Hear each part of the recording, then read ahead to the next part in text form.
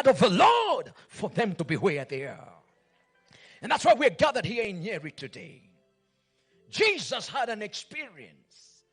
10 men who are lepers.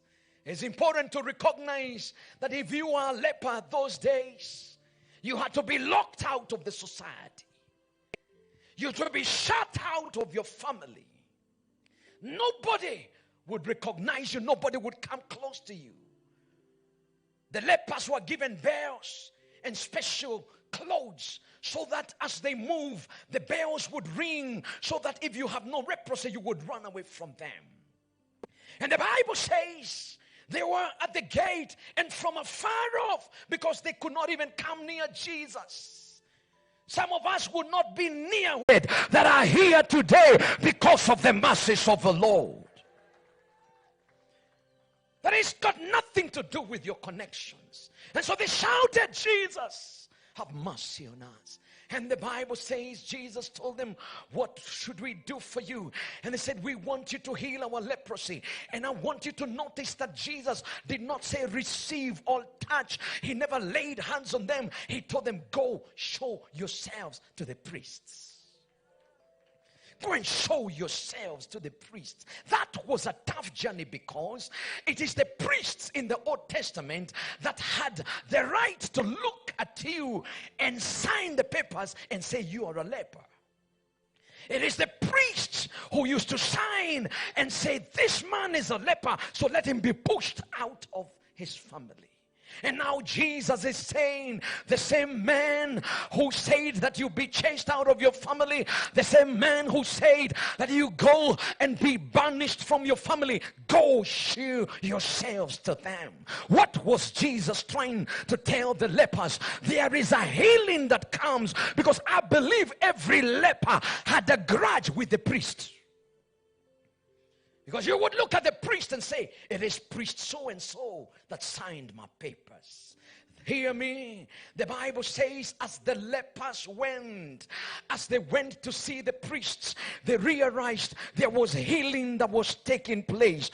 I pray that this nation, as we move towards reconciliation, as we move towards forgiving each other, as we move towards rolling down the burdens that we carried in many years, this nation will continue to heal as we are led by a people that are God-fearing, that are teaching us reconciliation, that are showing us we can gather again and be as one nation, that healing will take place.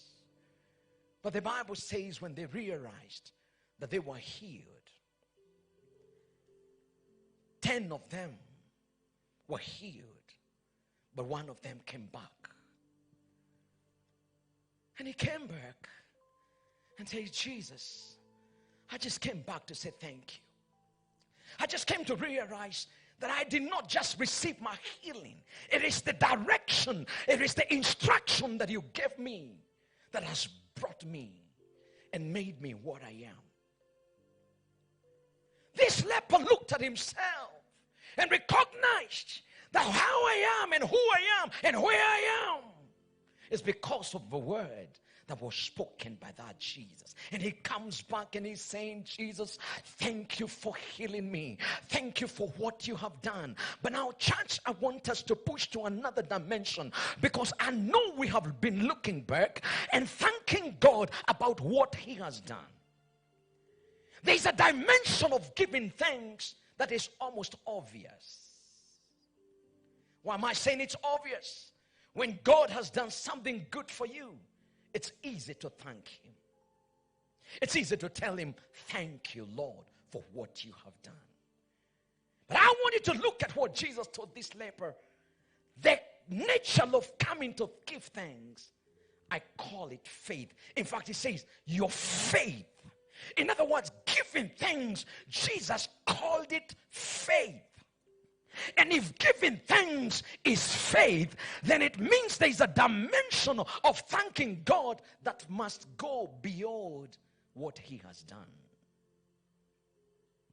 Let me connect this story, because Jesus in the book of Mark speaks to his disciples and he tells them, let's cross over on the other side. What did Jesus say?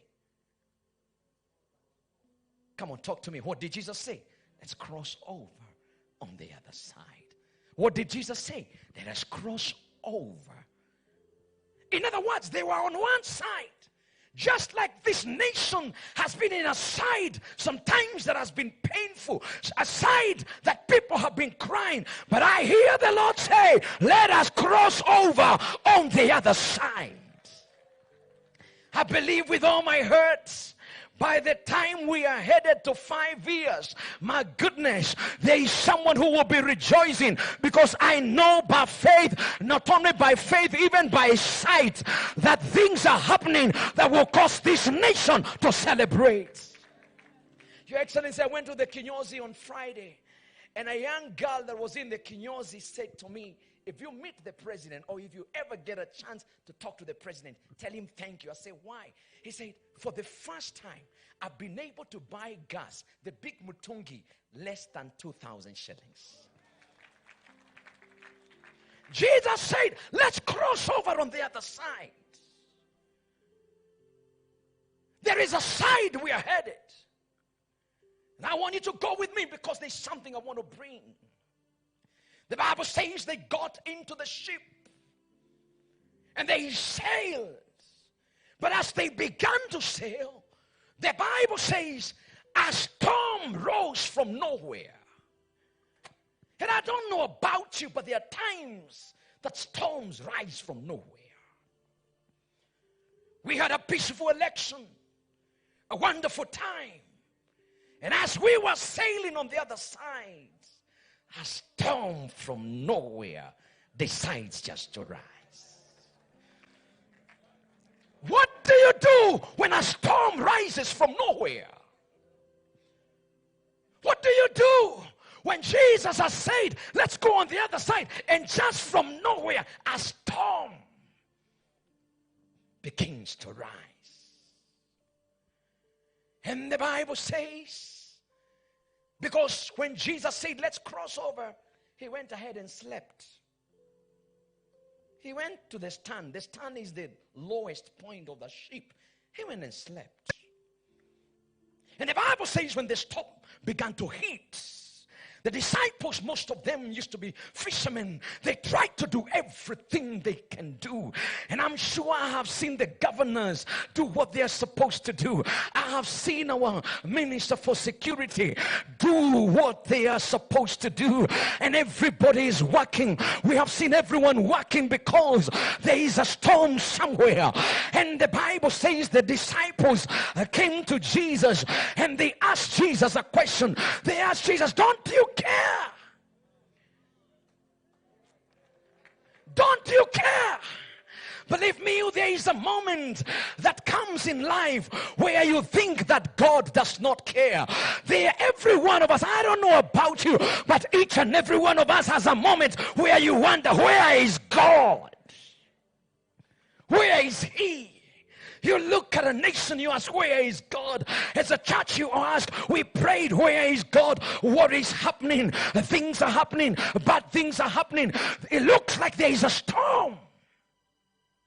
And they went to Jesus and asked Jesus, how can you be sleeping at this time? I don't know the people I came to speak to. And as I finish, I want to say this to you. You could be there. From the docket you have been given, from the office you're working from the family that you are at, from the village and the business you're doing, there comes a time where you feel like Jesus is asleep.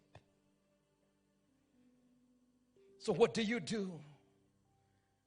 On this other side you thanked Him, but now you're in the middle of a storm. How can He be asleep when there is a storm? And the Bible says they woke Him up. Come on, Jesus, wake up. You cannot be sleeping at such a time as this. I was careful to look at our minister of security when we were worshiping and praying. And I know why he should be deep in prayer. I know it. Because he could be looking sometimes and wondering, how can God be asleep When things are happening in Lamu, happening on this side, I mean, he has been all over. We have seen that. How can the Lord be asleep at this time? But I'll tell you why he is asleep. Because before he slept, he said, we are going on the other side. I said, before he slept, he never said, let's go die in the storm. He already knew, I'm gonna give you the power to get on the other side. And I come to tell Kenya, I come to tell the presidency, before the boat began to go, I heard the Lord say, go and save the nation, go and revive the economy, go and get the victory. He said, let's go over. He never said, you know what God does, the way I have seen with God is that he doesn't give you the details of the journey. He doesn't give you details. He does not tell you, oh, we're going to get here. No. He just tells you, we are getting there. Come on, look at someone, tell them, we are getting there. I don't know the storm that has tried to arise, but I come to prophesy from the Stored Lake Sagana. We are getting on the other side. We are getting on the other side. I was there when I heard the Lord say that the Hustler nation is going to rule this nation. I was there. I heard when the Lord said that God is going to change this nation. I heard it when the Lord said, let's go on the other side. I heard it. I don't know about you, but I heard it. I don't know about you, but I heard it. I don't know about you, but I heard it. I heard it. And so they wake Jesus up. And Jesus is asking, guys, why are you disturbing my sleep? Who told you we're going to die? Did I say let's go die? Did I say let's go die in the middle of the sea? Is that what he said? I'm asking, is that what he said? He said, let's go on the other side. We are getting there. We are going there. And what you need to understand it is his word is a command.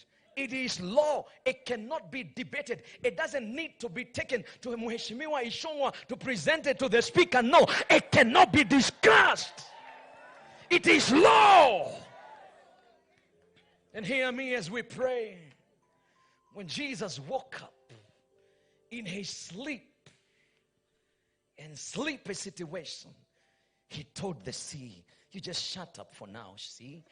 But he looks at his disciples, and it amazes me that Jesus asked them, why were you afraid?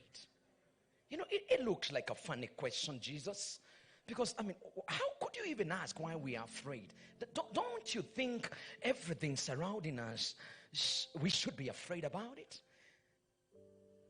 Please look at your neighbor, tell them, don't be afraid. Look at someone, tell them, don't be afraid. Come on, tell them, don't be afraid. But he asked them one question. Where was your faith? Where is your faith? This is the dimension that I want us to get into in a minute, and then I sit down. We've thanked God for 1 year for what he has done. Now I want us to thank him for what he has said about where he's taking us. Now we must push this dimension, not because now of what he has done, that one we know, but at the point where we are, we want to hold on to the word he spoke. We want to hold on the faith of the word God has spoken and thank him about where he is taking us. I said any other faith, any other thanksgiving is obvious. Don't tell me what to do when God has lifted me. I know I will dance. Tell me what to do when I'm in a storm. Yet he said I go on the other side and it looks like I am not headed anywhere. I can thank him because of the word that he spoke. I don't know who I came to speak to, but I want you to bow down your head for a minute as I give you an opportunity to thank God, not about where you are, but about every promise that God has given you. God has given a promise to this nation. God has given a promise to every one of us. God has a promise, and He has said we will be better. We could be better, but can we be able to thank Him about it? While we are in the storm, can we be able to hold on to faith? If He said thanksgiving is faith, can we show Him our faith by thanking Him even before we see what He is going to do? Take a minute where you are and just take a minute. Thank God. I know there is a promise hanging over your life. I know there is a promise that God has spoken concerning this nation, concerning your career, concerning your family, concerning your children, concerning the economy of this land. There is something the Lord has promised. You may not have seen it right now. You may be in a storm and it feels like He is asleep. But please take the act of faith, because there is faith in thanksgiving. Father, we thank you in the name of Jesus. We heard when you spoke through many servants, through prophets. We heard when you said that this nation is stepping into the best of the years. We heard when you said, let's cross over. We heard when you gave the promise. And in this day of thanksgiving, as we thank you for what you have done, we want to raise our faith to thank you over every promise, even that which has not happened. We want to thank you because the boat has left and we are not going to die in the middle of the sea. And this nation will become what you expected it to become. This land will be what you said it will be. We thank you for where you're taking us. And Father, we give you this clap of thanksgiving as an honor and as an act of faith over every victory that has not happened, over every victory that is yet to come, over every victory. Come on, put those hands together. Let's celebrate the Lord for what He is yet to do, for what He is about to do. It is called the act of thanksgiving through faith. And may God help us, because we are getting on the other side. Look at two people, tell them, we're getting on the other side. We're getting on the other side. We are unstoppable. The storm cannot stop us. He has already said, let's cross over on the other side. God bless you. I love you all. Thank you.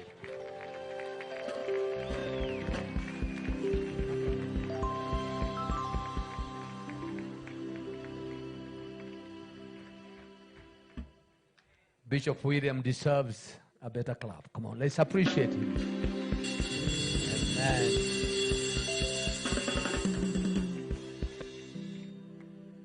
Two things. One, we are crossing over.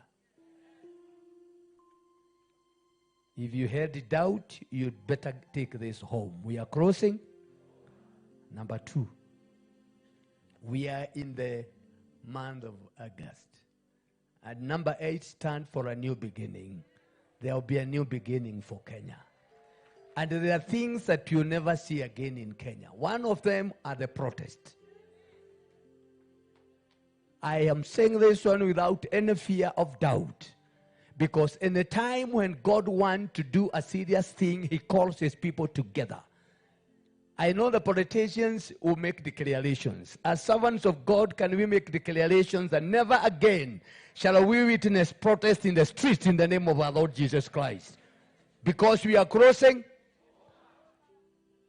And then CS Kidiki can go and the rest. Yes.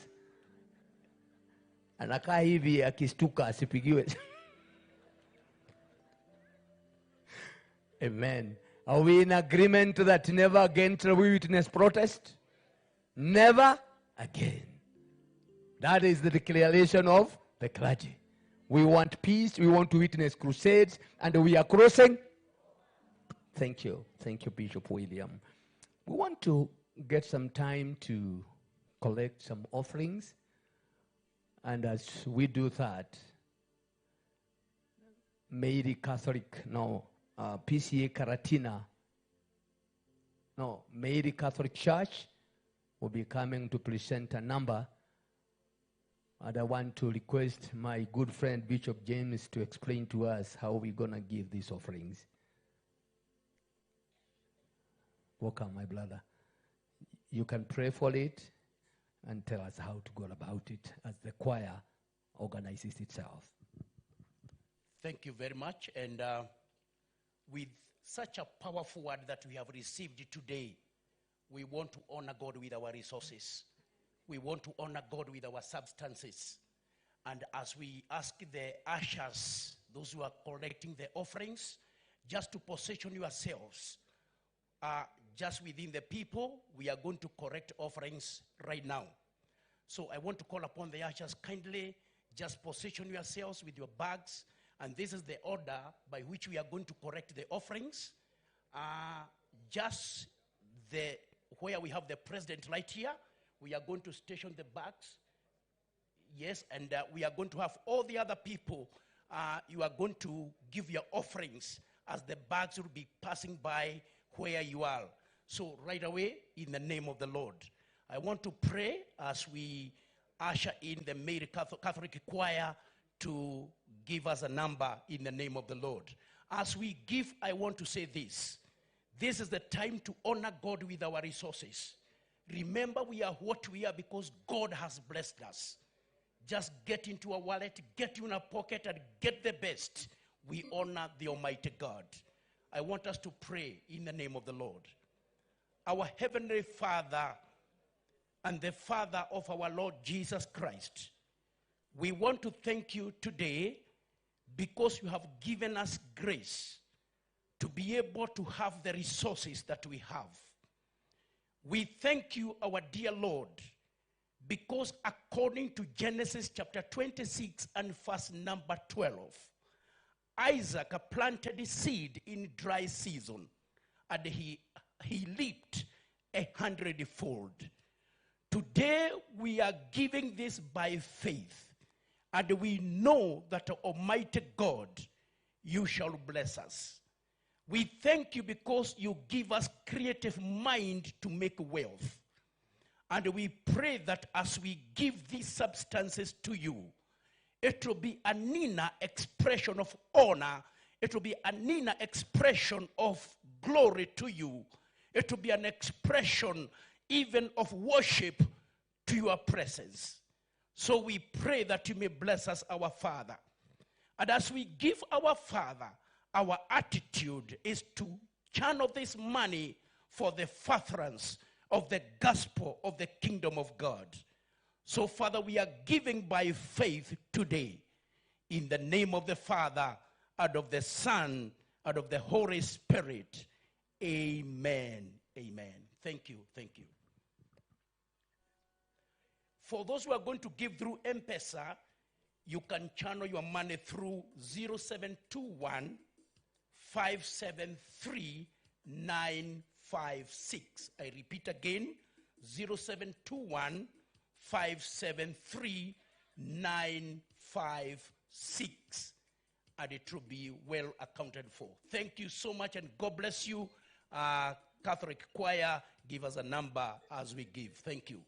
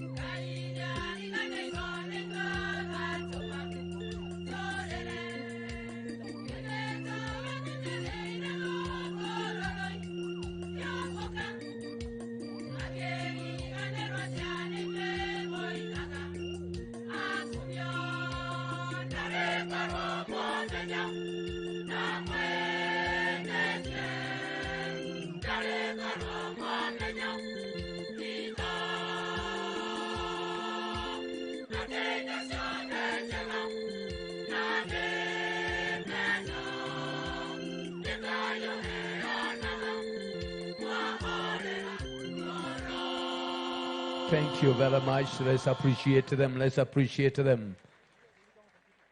Amen.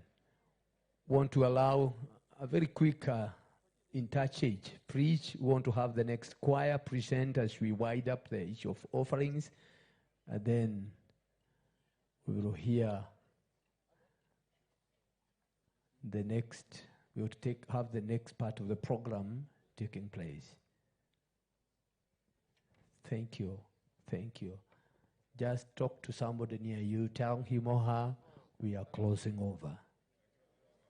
And never again, never, never. Those things you want to say never. Starting with protest, never again. Never again.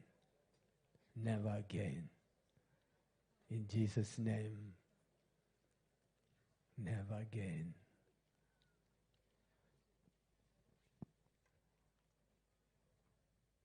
Thank you. Get to know your neighbor. Get to know your neighbor. Ask him, are you sure that we are crossing over? We will leave you behind because I'm determined to cross over. Yes. And never again. There are things that will be never. The declaration from the clergy. Yes. People cannot come together, they fail to make a declaration. Preach, let's go. Let's go. Choir master, preach, let's go.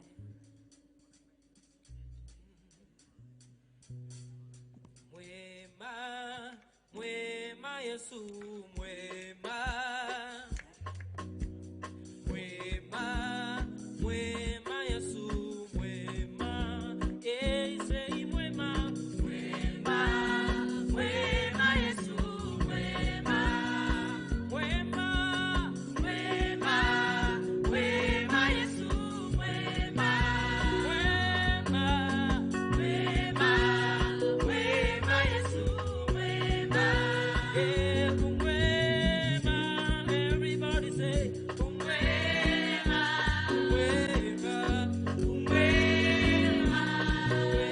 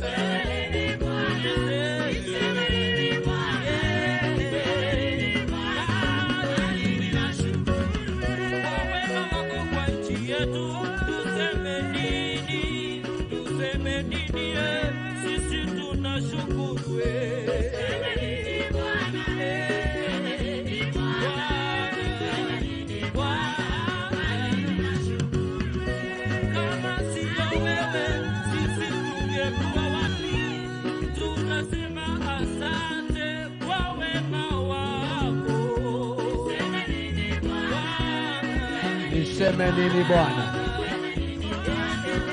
Yangu ni kukushukuru. Hakuna kama wewe kwa nchi yetu, tuseme nini sisi, tunashukuru wewe. Bwana, ni Bwana, ni Bwana, tunashukuru. Niseme nini Bwana, niseme, tunashukuru wewe.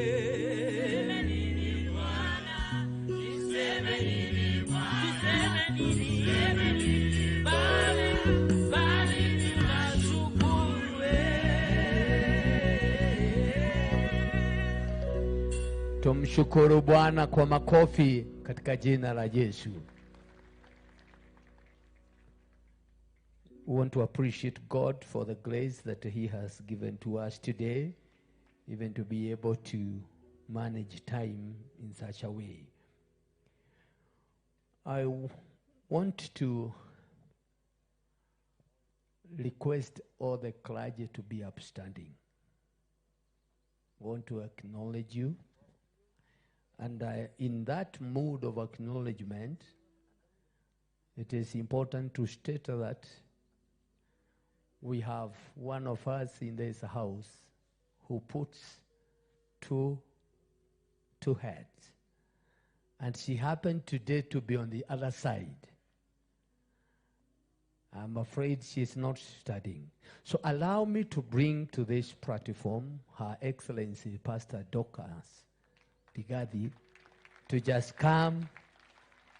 And because now I'm calling her as one of us, I want to give her a job to do. There is a prayer item that we did not pray for, and I want to request her to do that one in Jesus' name.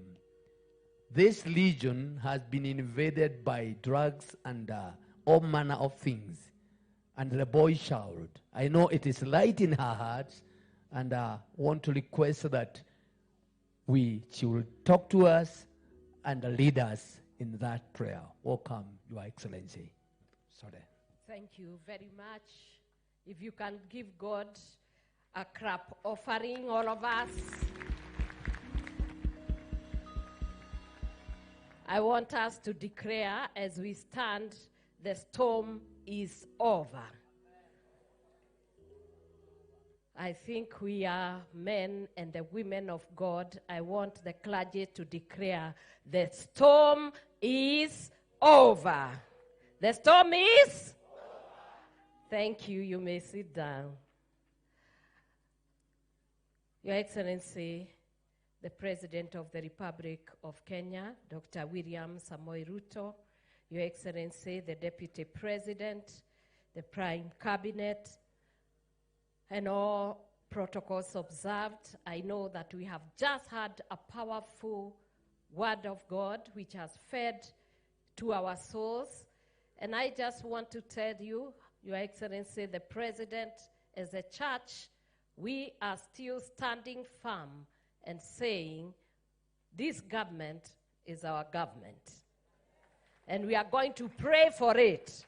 We prayed, we fasted, and many people keep asking us why we continue to pray.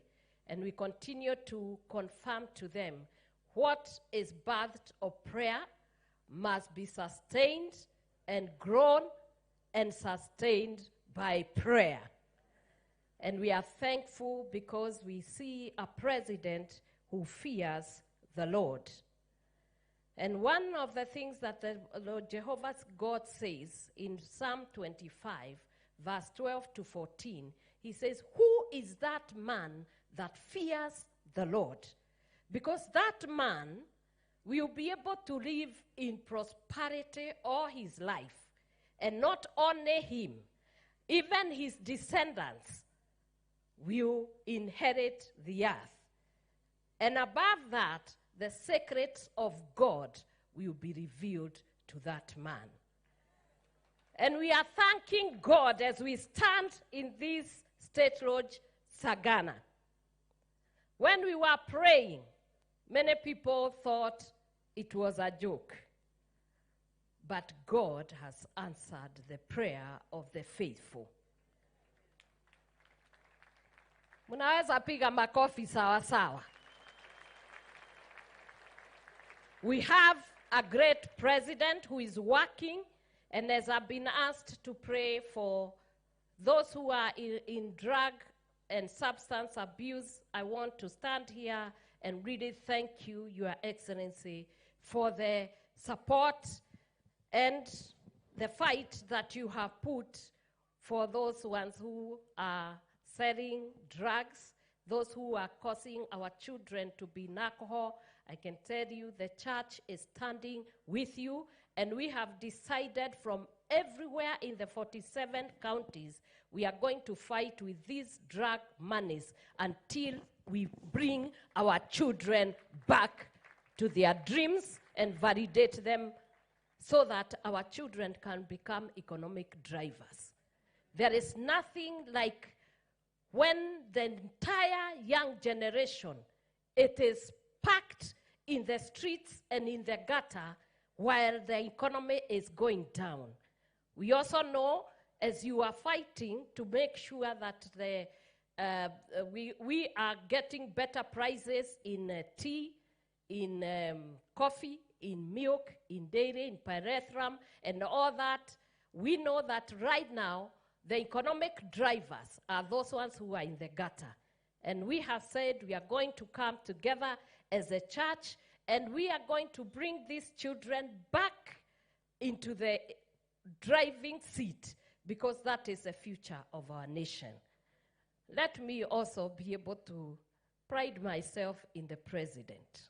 You know, many of you do not want to speak concerning the many works that he has done. We are just sitting back and hearing there is nothing that has been done. Let me tell you, right now, in the Hazara nation, we have a loan that is going to every one of them, and you don't have to intervene for us. We just go to the phone, and millions of them are now enjoying a very simple way of getting a loan. And that is why you see many of the Hazaras are doing their Hazars without a problem. Can you clap for our president? Here in the mountain and all the other in the Rift Valley, in the western and everyone, he called on us that it was going to rain. We prayed and the rain came. And the next thing we saw is that he gave fertilizer for 3,500. Now he's going further to give fertilizer for 2,500. So we are asking from this platform, because we are preachers, and when you go to every church, I want you to tell the farmers to go back to their farms. We are going to have a bumper harvest, and the next year we are still going to get even better harvest, because the farmers now can make more money. You know, sometimes it's good to say how it is. He sits there, he's working, he works day and night. I see them day and night, they are working. But we never say what is happening around there. Our president is not sleeping to make sure that this economy turns around. And we really want to thank you. We want to appreciate the good work you have done. It is good always to appreciate what has been done. And that is why we have come onto this service to say thank you to God, and also to thank you for leading us to this very space. And the church says, now we can stand and pray for our children. Gracious and everlasting Father, in the mighty name of Jesus, we thank you, we glorify you. This nation belongs to you. Father, you have given us a chance to be able to do what is right. And so we stand here to claim back our children from drugs. We were in Nakuru, we pray that, Lord God Almighty, that by your mighty hand you may lift our children from gutter, from alcohol, from substance abuse, to oblivion, where the boy child has been left. And Father, this day we come to thank you. Because as we go to the streets, dear Lord, they are not falling and dying like dogs, oh God. But now they are starting, oh Jehovah God, to be realigned with their destiny.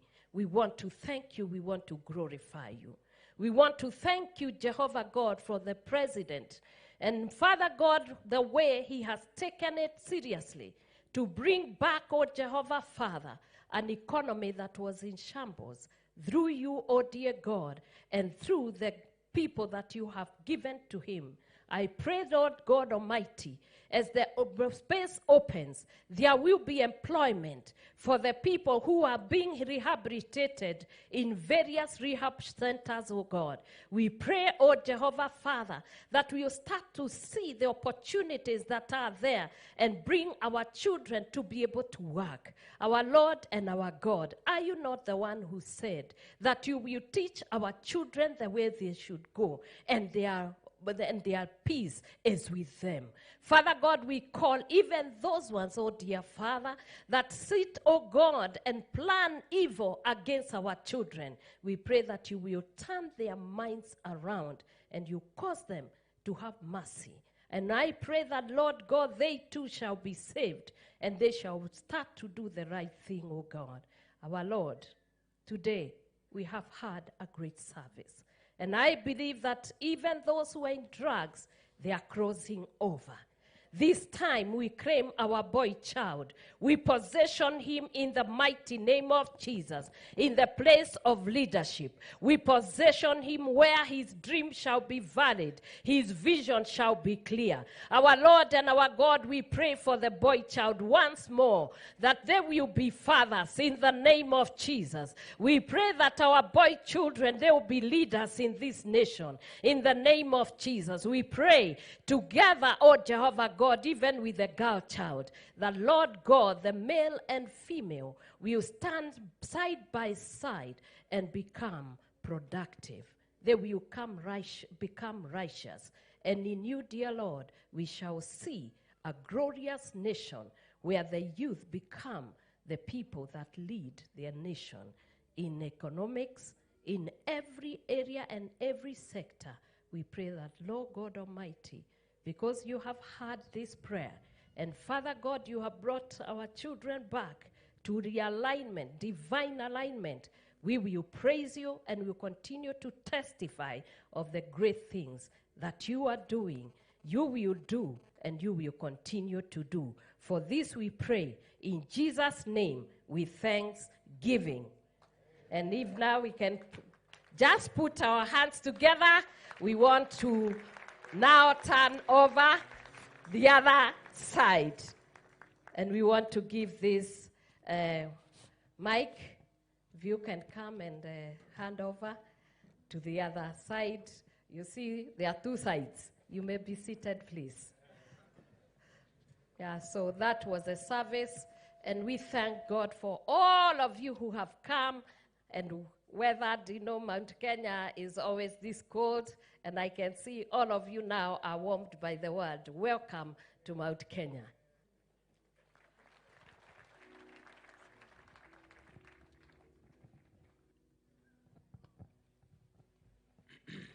Thank you. Let's appreciate Her Excellency Pastor Dr. Dorcas. We want to do a hymn as my brother, Mr. Michael, prepares to take over. So there is a hymn there, Bere Nina Endelea. Bere Nina Endelea. We want to have the praise team there, please. We will sing then.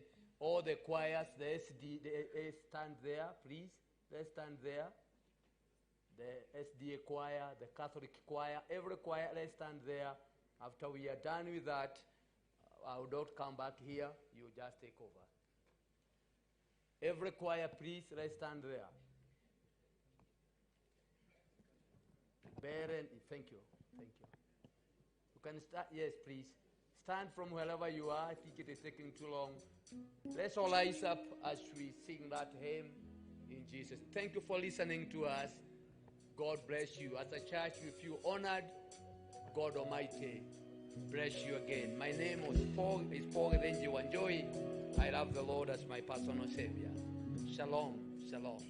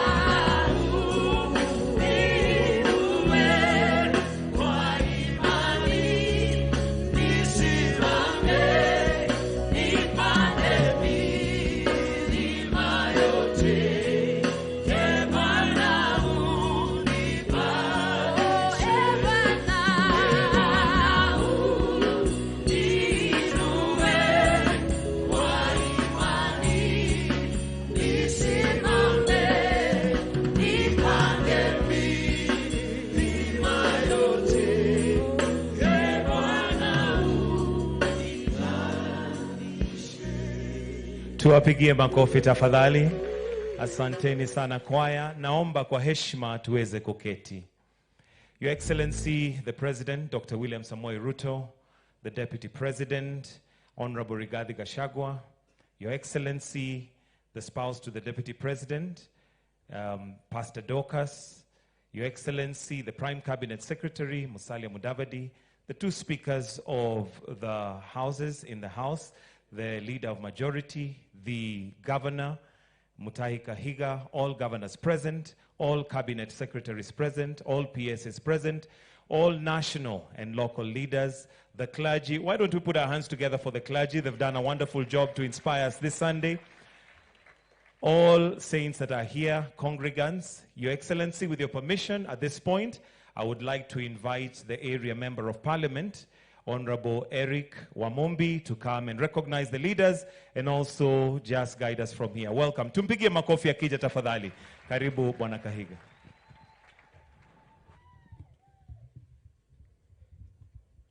Thank you very much, Your Excellency, the President of the Republic of Kenya, Dr. William Samoei Ruto. Your Excellency, the Deputy President of the Republic of Kenya, Honorable Rigathi Gachagua. Your Excellency, the Second Lady, Pastor Dorcas Rigathi, viongozi wote ambao wako hapa, our bishops led by Bishop Wanjohi, andũ a nyũmba itũ Ngai nĩ mwega, na hĩndĩ ciothe, Mwathani agocwo. Asante sana. Your Excellency, with your permission, allow me to say two things. Number one, nichukue fursa hii, Your Excellency, kwa kutukaribisha hapa Sagana State Lodge. And Your Excellency, I want to compare you with the others. You have called us here for three things. Ya kwanza, maombi. Ya pili, tukule mchele na nyama, na tutakula vizuri. Na ya tatu, tukae chini, tuongee mambo ya maendeleo. Three things, very important things. Wale wengine, Your Excellency, walikuwa wanakuja hapa kwa maneno mbili. Ya kwanza, matusi. Ya pili, pombe. Hapa, Your Excellency, tulikuwa tunaitwa, tunatusiwa. Your deputy anatoka hapa, jirani, just a walking distance. Hakuwa anakubalishwa kuingia hapa. Tulikuwa tunafungiwa nje.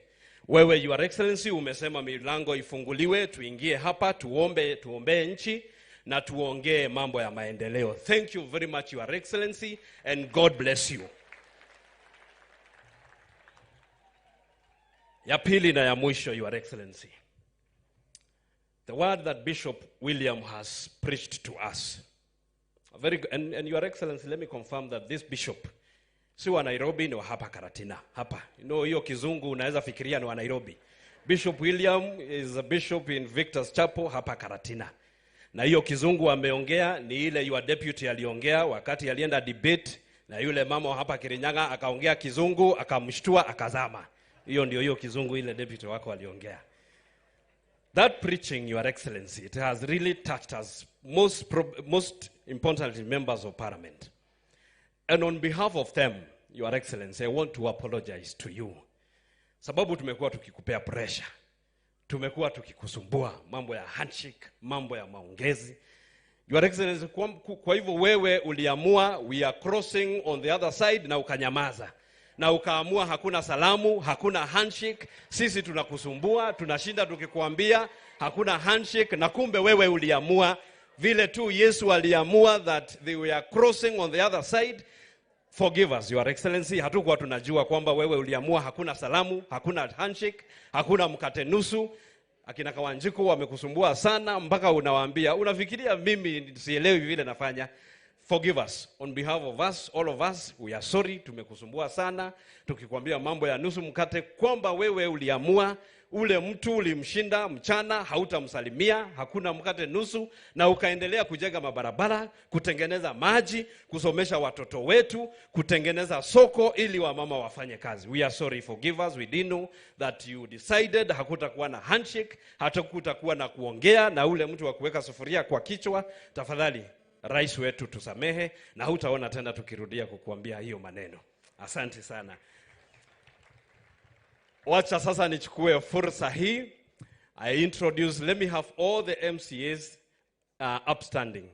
members of County Assembly in Nyeri and beyond. All members of County Assembly,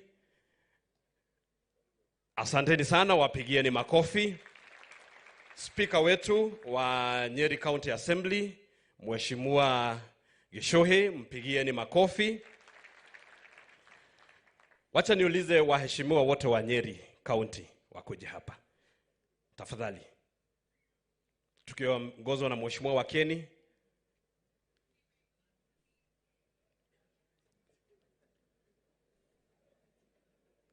Please, we save time.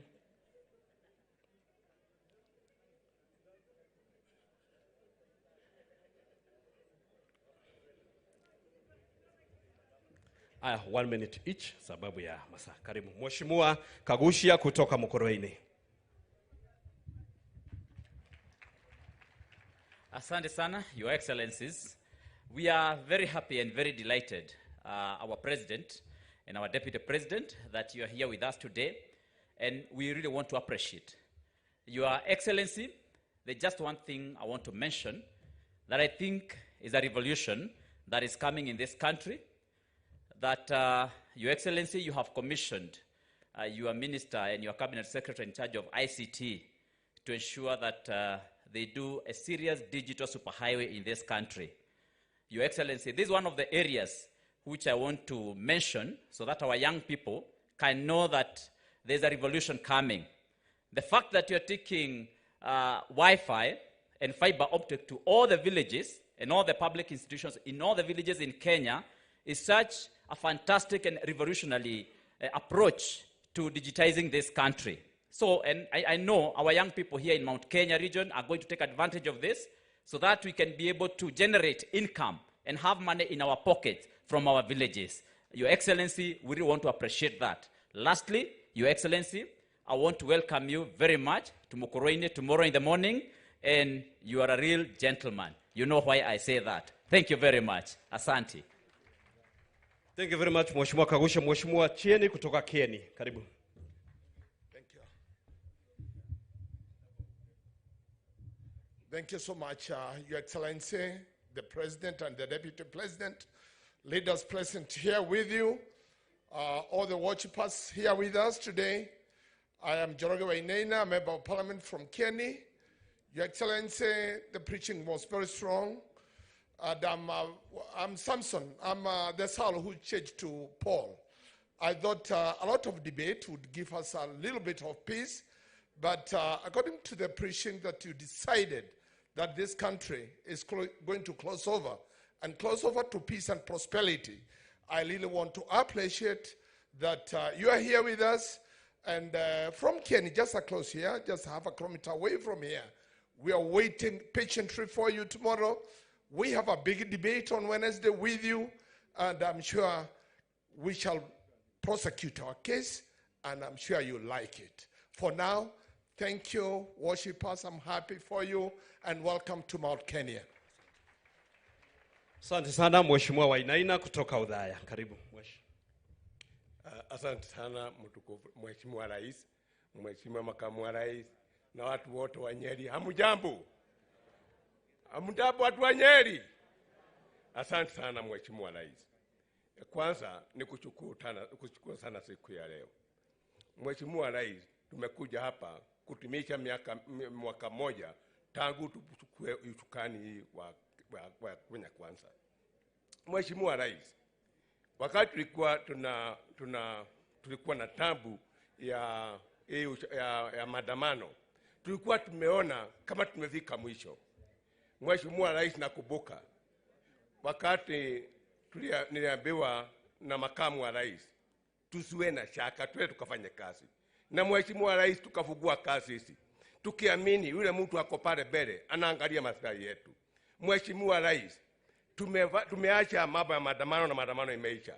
Ile kitu moja Mheshimiwa Rais iko nyuma yetu, na ile natusumbua sasa, ile tunafaa kuangana nayo ni mambo ya corruption. Ile kazi yote umefanya Mheshimiwa Rais, mbele iko sawa na mbele iko sawa, lakini kuna memenyi iko huko nyuma, mnyama ako nyuma yetu.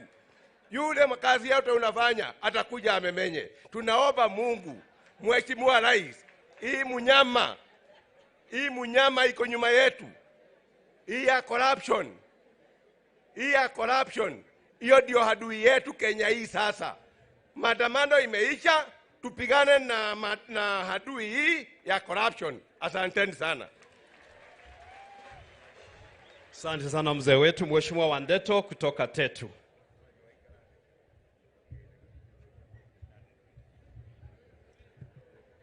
Your Excellency, the President of the Republic of Kenya, Your Excellency, the Deputy President, all protocols observed, ladies and gentlemen, Gaine Mwega, Nahidish, you're there. Your Excellency, first to warmly welcome you to the mountain. And by you coming here and calling us here, we are now more than confident we will cross over. Your Excellency, we have many issues, but we know today is not the forum. Personally, is to warmly welcome you to Teto tomorrow morning. Teto is the headquarters of Baridi. Please dress warm, and we hope to see you tomorrow. God bless you. Thank you. Haya, Mheshimiwa Duncan Madhenge kutoka Nyeri Town. Mtu mrefu. Your Excellency, our President and the Deputy President, Pastor Dorcas, Prime Cabinet Secretary and all Cabinet Secretaries and all protocols observed, and Christians wa Mt.Kenya, Bwana asifiwe. Your Excellency, I want to make a confession. Despite having contested the Nyeri Town parliamentary seat 4 times, this is the first time I have set foot in Sagana State Lodge. And I am so grateful that you opened the doors to very many of us. As I join my colleagues to welcome you to Nyeri Town tomorrow in the evening, allow me to say 2 things. I was not aware that we are crossing over to the other side. I was stuck on this other side and wondering where we are going. Today, I am more informed and enlightened. And unlike yule jamaa alifika pale ukingoni, akaona mamba, sisi najua hata kama kuna mamba, tutavuka. Tutaingia katika merikabu na tunavuka. As the Mt.Kenya region, and Nyeri in particular, we also are the regional headquarters. Allow me to speak for the region and request for 2 things. 1, kitu tunaita studio mashinani for our young, talented musicians to find a place to record their music, including those ones in church. Number 2, tunatembea sana kwenda kure Embu kutafuta passports. Na vijana wetu umetuahidi, the German president, the Korean president, the Canadian president ako nyuma. Tafadhali naomba the immigration office ya region yetu ifunguliwe. Asante sana na karibu Nyeri na tunakupenda.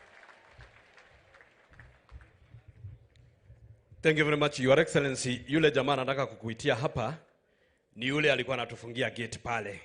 Ndiye alikuwa anasema tusiingie, lakini sasa ameokoka, amesema sisi wote pamoja. Mheshimiwa Kanini Kega, Secretary General wa Jubilee, yeye ndiye alikuwa anatufungilia pale gate. Karibu sana Mheshimiwa Kanini, uko wapi?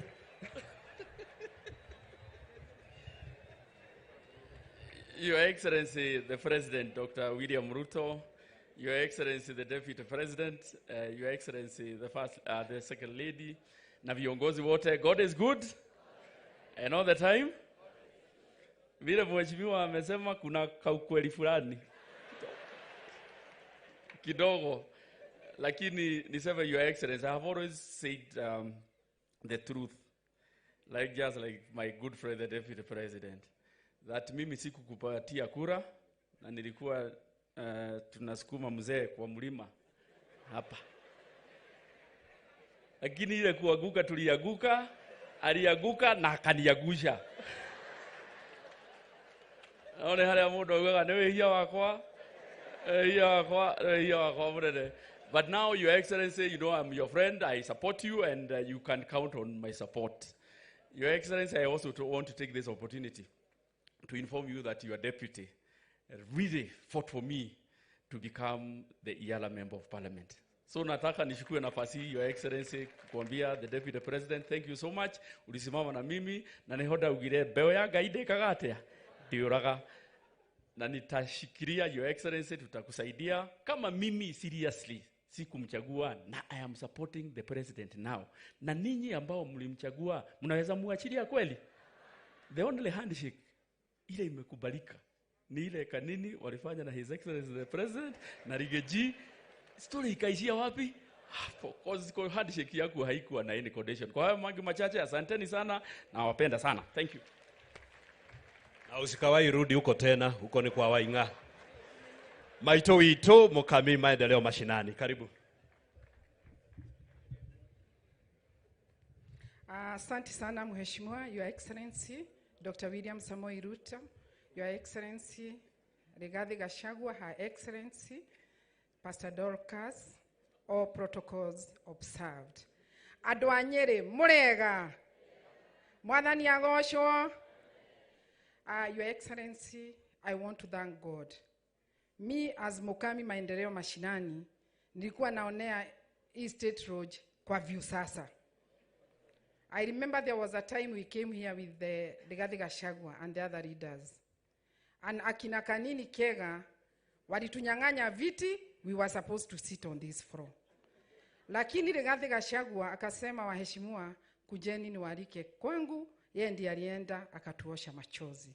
Asante sana Your Excellency, hiyo maneno hatujasahau. Watu wa Nyeri, on behalf of UDA and William Samoei Ruto, I want to thank you. I want to thank you very, very much from the bottom of my heart. In Nyeri County, Your Excellency, we don't have a candidate from any other party. All our candidates, MCAs, myself, and other leaders, we are all UDA. So I want to thank you, kwa sababu mnajua vita ilikuwa mingi sana, lakini Mungu alitusaidia. Asanteni sana. Ya mwisho, Your Excellency, I want to support Her Excellency, hii maneno ya Hasrafad.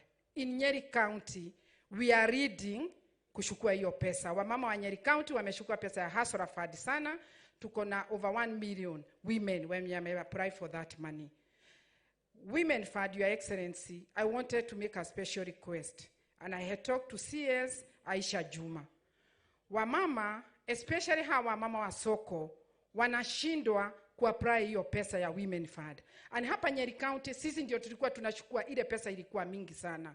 So I want you to reconsider. We see whether we can allow the elder ones to continue taking it the way we are doing it before, tukiendelea ndio wamama wote waweze kuchukua hiyo pesa, kwa sababu hiyo pesa ni yao. In fact, tukiangalia Nyeri, kuna wamama walikuwa wanachukua mpaka 100, walikuwa wamefikisha 1 million, lakini saa hizi wamerudishwa kwa 50,000. So Your Excellency, we are behind you and we are supporting you 100% with your Deputy President Rigathi Gachagua. Asanteni sana. Asante sana mama wetu. Sasa nimkaribisha Senator Wahome wa Matiga. Karibu Senator. Asante sana Your Excellencies, na hitifaki sote sikisingatiwa. Mine is indeed today very, very short. I want to confess, as it has been preached today, Your Excellency, I'm one of those who never believed that they would stand in front of a president and address him. Your Excellencies, I want to say today, you and the Deputy President, the fact that you've come from a very, very humble background, it shatters the glass ceiling and gives our youth a hope that tomorrow belongs to anybody who dares believe in himself.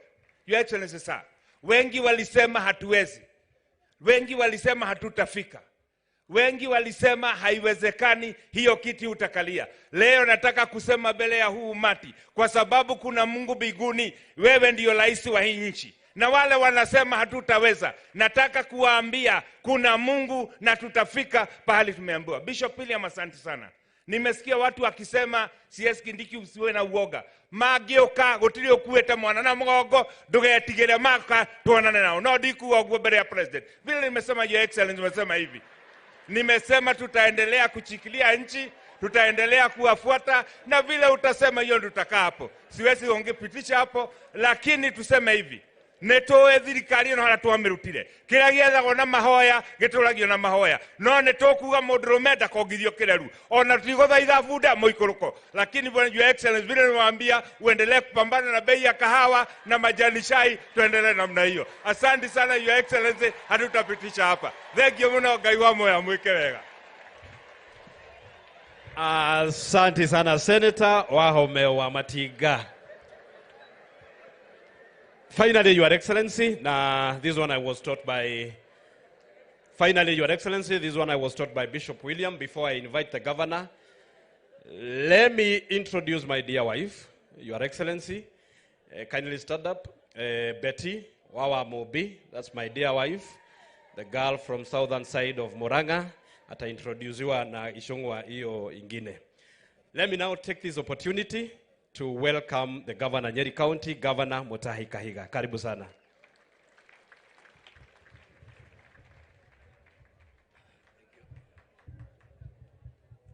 Asante sana Mheshimiwa Wamombi, Mheshimiwa Rais wetu mpendwa ambaye tunampenda sana, Daktari William Samoei Ruto, naibu wako Mheshimiwa Rigathi Gachagua ambaye ni mtoto wa county hii, Mheshimiwa Pastor Dorcas ambaye ndiye anatuombea katika county hii, the Prime Cabinet Secretary, viongozi wote walio mahali hapa, naona wastahiki maspika, naona magavana wenzangu, mabibi na mabwana, hamjambo. Watu wa Mathira hamjambo. Watu wa Central hamjambo. Viongozi wa dini hamjambo. Your Excellency, Deputy President, pamoja na the Second Lady, all protocols observed. I'm Kiari Badrisha, Governor wa Nyandarua, and I want to thank you, Your Excellency, for accepting to visit our area. Na niseme ya kwamba sisi tuko hapa na tuko na umoja kama Mt.Kenya kuhakikisha ya kwamba tunashikilia serikali hii ambao tulitafuta. I want to appreciate yale ambao tumefundishwa leo ya kwamba we are closing over. Na mimi nataka kusema kule Nyandarua, Your Excellency, ile kitu naweza kutuongezea tu ni fertilizer. Ukifanya hivyo, the food basket ambayo inaitwa Nyandarua itatoa masufuria kwa vichwa za watu, kwa sababu tuko tayari kuzalisha chakula ambacho tutalisha nchi hii. Kwa hivyo karibu hapa Mt.Kenya, na sisi pia tunakugojea kule Nyandarua. Najua unakuja ili tuliclaim le Koroborosat. Karibu sana, Your Excellency. Asante sana. Pengine ungewacha tu kwa sababu nitakayemuita ni Governor Kimani wa Matangi, yule mrefu sana. Asante sana Rais wetu wa Jamhuri ya Kenya, Daktari William Samoei Ruto, naibu wetu wa Rais, Rigathi Gachagua, Rigathi, mama wa Deputy President wetu, our Prime Cabinet Secretary na viongozi wengine ambao tulioko hapa. Bwana Yesu asifiwe. Wananchi wa Nyeri hamjambo. Hamjambo tena. Tusalimiane kwa salamu zake Mwenyezi Mungu. Your Excellency Rais wetu, mimi nitasema tu mawili. Ya kwanza tuniseme, Your Excellency, mimi nakumbuka tukiwa hapa wakati ulitutembelea hapa Mlima Kenya. Kama wana mlima, kuna sherehe yenye sisi tunafanyanga mara moja na haturudiangi. Tukimtawaza mzee awe mzee wetu wa hapa Mount Kenya, na tumvalishe ile nguo tulikuvalisha, na tunakuweka kwa kichwa, na tunakupatia kiti uketi. Hiyo sherehe haturudiangi mara mbili. Hivyo ni kusema ukikuwa mzee wa hapa, wewe ni mzee wa hapa kutoka hapa hadi mwisho. Kwa hivyo Your Excellency, wakati uko hapa na sisi, hauhitaji hata kidogo kuwa kuna bahati ati tuko na mgeni ama umekuja tukuoneshe ni wapi. Sasa wewe ni mmoja wetu, Your Excellency, wewe ni rais wetu na tunatembea pamoja. Ya pili, Your Excellency, wakati kama kiongozi wa hii area, ninakukaribisha hapa pia. Niseme, rais wetu, sisi watu wa hapa mlima, tunakuanga tu na mambo machache sana ambaye inatusumbua na ambaye tunahitaji. Sisi haja yetu kubwa ni kujaliwa mambo yetu ya biashara. Kuangaliwa ya kwamba shughuli zetu za ukulima zinaendelea kwa ile njia inayofaa. Na kwa hivyo, Your Excellency, kitu moja yenye niko na haki naye ni kwamba sisi tumeona maslahi yetu umeangalia. Biashara zetu umetuangalia. Hali yetu ya ukulima, Your Excellency, umetuangalia. Kwa hivyo sisi kama wana Mlima Kenya tumetulia. Yangu ya mwisho, Your Excellency, wacha niseme hivi, kwa vile jana niliwaona mawakili wakizungumza kwenye runinga, wakijaribu kusema ya kwamba ati sisi tunasema hakuna maandamano, tunarudisha nchi nyuma kwa mambo ya demokrasia. Wacha niseme hapa wazi ya kwamba kama watu wamekuwa wanasikiliza vizuri yale matamshi yenye Your Excellency umefanya, ile kitu ulisema ya kwamba hakuna ruhusa ya kufanya maandamano ya kuharibu mali ya wengine na kulete fujo na kuharibu amani ya nchi. Na kwa hivyo wale wenye wanajaribu kuingiza ati ni kurudisha, tunarudisha nyuma demokrasia, wajue ya kwamba ile kitu umesema ni kwamba hamna nafasi ya mtu yeyote kujifanya ni maandamano wanafanya, ila kusudio lake ni kuharibu mali ya wananchi wa Kenya. So Your Excellency, mimi nasema asanti. Sisi watu kama watu wa mlima tuko na wewe, tutasimama na wewe na program zote zako Your Excellency ile umetuletea ya maendeleo, tutasimama na wewe na tunakuunga mkono. Asante sana Your Excellency. Karibu. Asante sana. Sasa tutazungumziwa na askofu wetu Bishop Kawira Mwangaza kutoka Meru.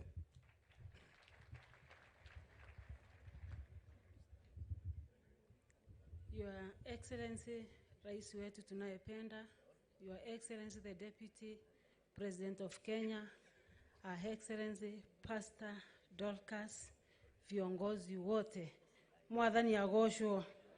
Bwana asifiwe. Mathayo, Your Excellency 6:33 inasema hivi: tafuteni ufalme wa Mungu kwanza na mengine mtazidishiwa. Bwana asifiwe.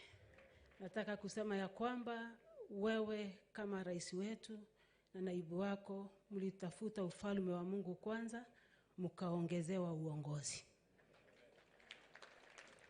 Na pia mama aliye mbele yenu hapa alitafuta ufalme wa mbinguni kwanza, Mungu akaniongezea uongozi. Na kila mmoja wetu hapa tulienda mbele za Bwana tukatafuta ufalme, Baba akatupatia uongozi. Nataka kuambia walio upande ule mwingine, uongozi haupatikani kwa fujo. Uongozi haupatikani kwa kumwaga damu. Uongozi hautapatikana kwa maandamano.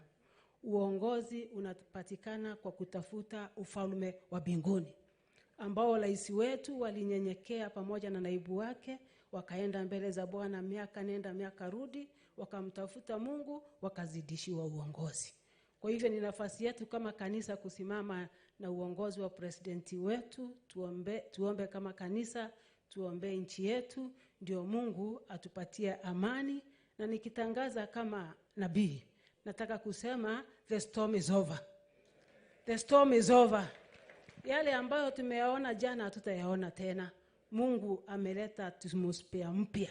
Na angalieni kuanzia kesho mtaona, mtashuhudia. Bwana asifiwe. Ombi langu ni moja, rais wetu uko upande wa Meru, tunakupenda sana pamoja na uongozi wako. Sasa imechukua mimi masaa kama 4 kukuja usiku ndio nifike hapa, na kwa sababu kaunti ya Meru ndio kubwa sana kwa ngambo ile ingine.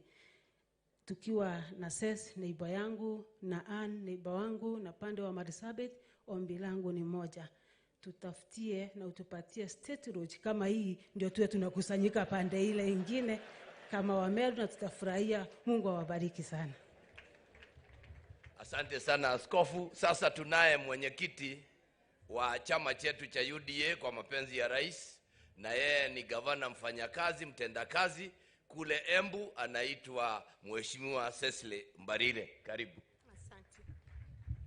Your Excellency, the President of the Republic of Kenya, Your Excellency, the Deputy President, Your Excellency, Pastor Dorcas, Prime Cabinet Secretary, all protocols observed, wananchi watukufu wa Nyeri County, hamjambo, mwega andwanyere, ngethia isiarerare, Bwana asifiwe. God is good, and all the time. Thank you, Your Excellency, for bringing us here. Mimi nataka kukuambia kwamba siku ya leo nikiketi pale nimeshukuru Mungu sana, kwa sababu the last time I was in this state lodge, Your Excellency, mimi nilikuwa nimeketi chini ya mti kule nje kabisa. Hatungepata nafasi ya kuketi katika tent katika hii state lodge.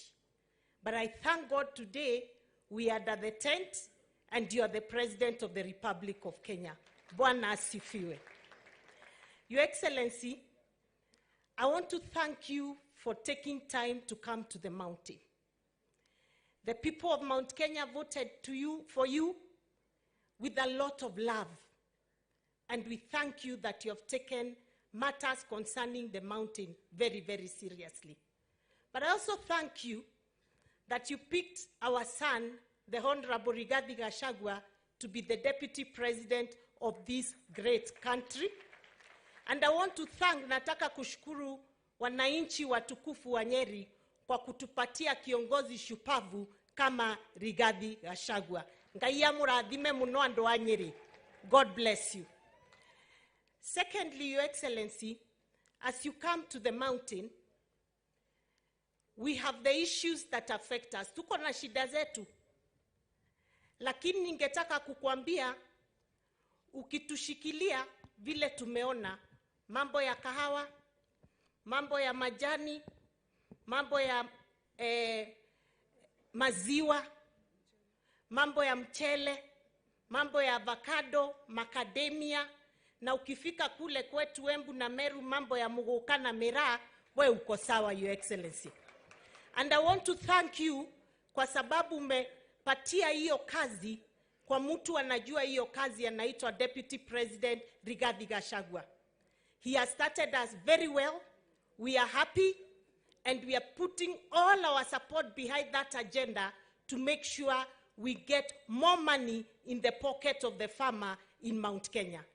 Twakushukuru sana, Your Excellency, na mimi nikuambie niko tayari kwenda pale umeniambia niende na Ishongwa tuongee, and we are very, very clear what our agenda is. It is very, very, very clear to us that the handshake is not part of that agenda, and we are very, very clear. Na musijali, sisi tuko ngangare kwenda kufanya the only agenda the President has sent us to go and discuss. Asanteni sana, Mungu awabariki. Na karibuni Embu. And Your Excellency, when you are done with Mount Kenya West, Mount Kenya East is eagerly waiting for you. Karibu Mount Kenya East. Thank you. Asante sana Cecily, ukiingia unakaa macho uko unakaa hivi. Your Excellency, allow me to recognize the deputy governors before I invite my chair of the Council of Governors. I have Governor, deputy governors, all the deputy governors kindly come. Simameni tu hapa, hata nyinyi muangalie wale wananchi. We governor ufanye nguvu ukae kama yule. Very good. We begin with my own deputy governor. Huyu anaitwa David Waroe Kenanire, mheshimiwa, na ananisaidia kazi, ni mtu mzuri. Tuko na deputy governor wa Murang'a. na analeta salamu za Governor Kang'ata wa Barua, huyu anaitwa Munania. Na tunawashukuru kwa sababu walisaidia Wamombi. Asante. This is my classmate. This is my classmate. Anaitwa Muisraeli na yeye ametoka Tharaka Nithi na ananiambia governor yuko njiani. Munani utafanya juhudi ukae saizi. Alafu tuko na deputy governor wa Iguru ambaye yuko hapa. Hata yeye apewe chakula ndio governor anasema. And then kindly receive the COG chair, Mheshimiwa Governor Anne Waiguru.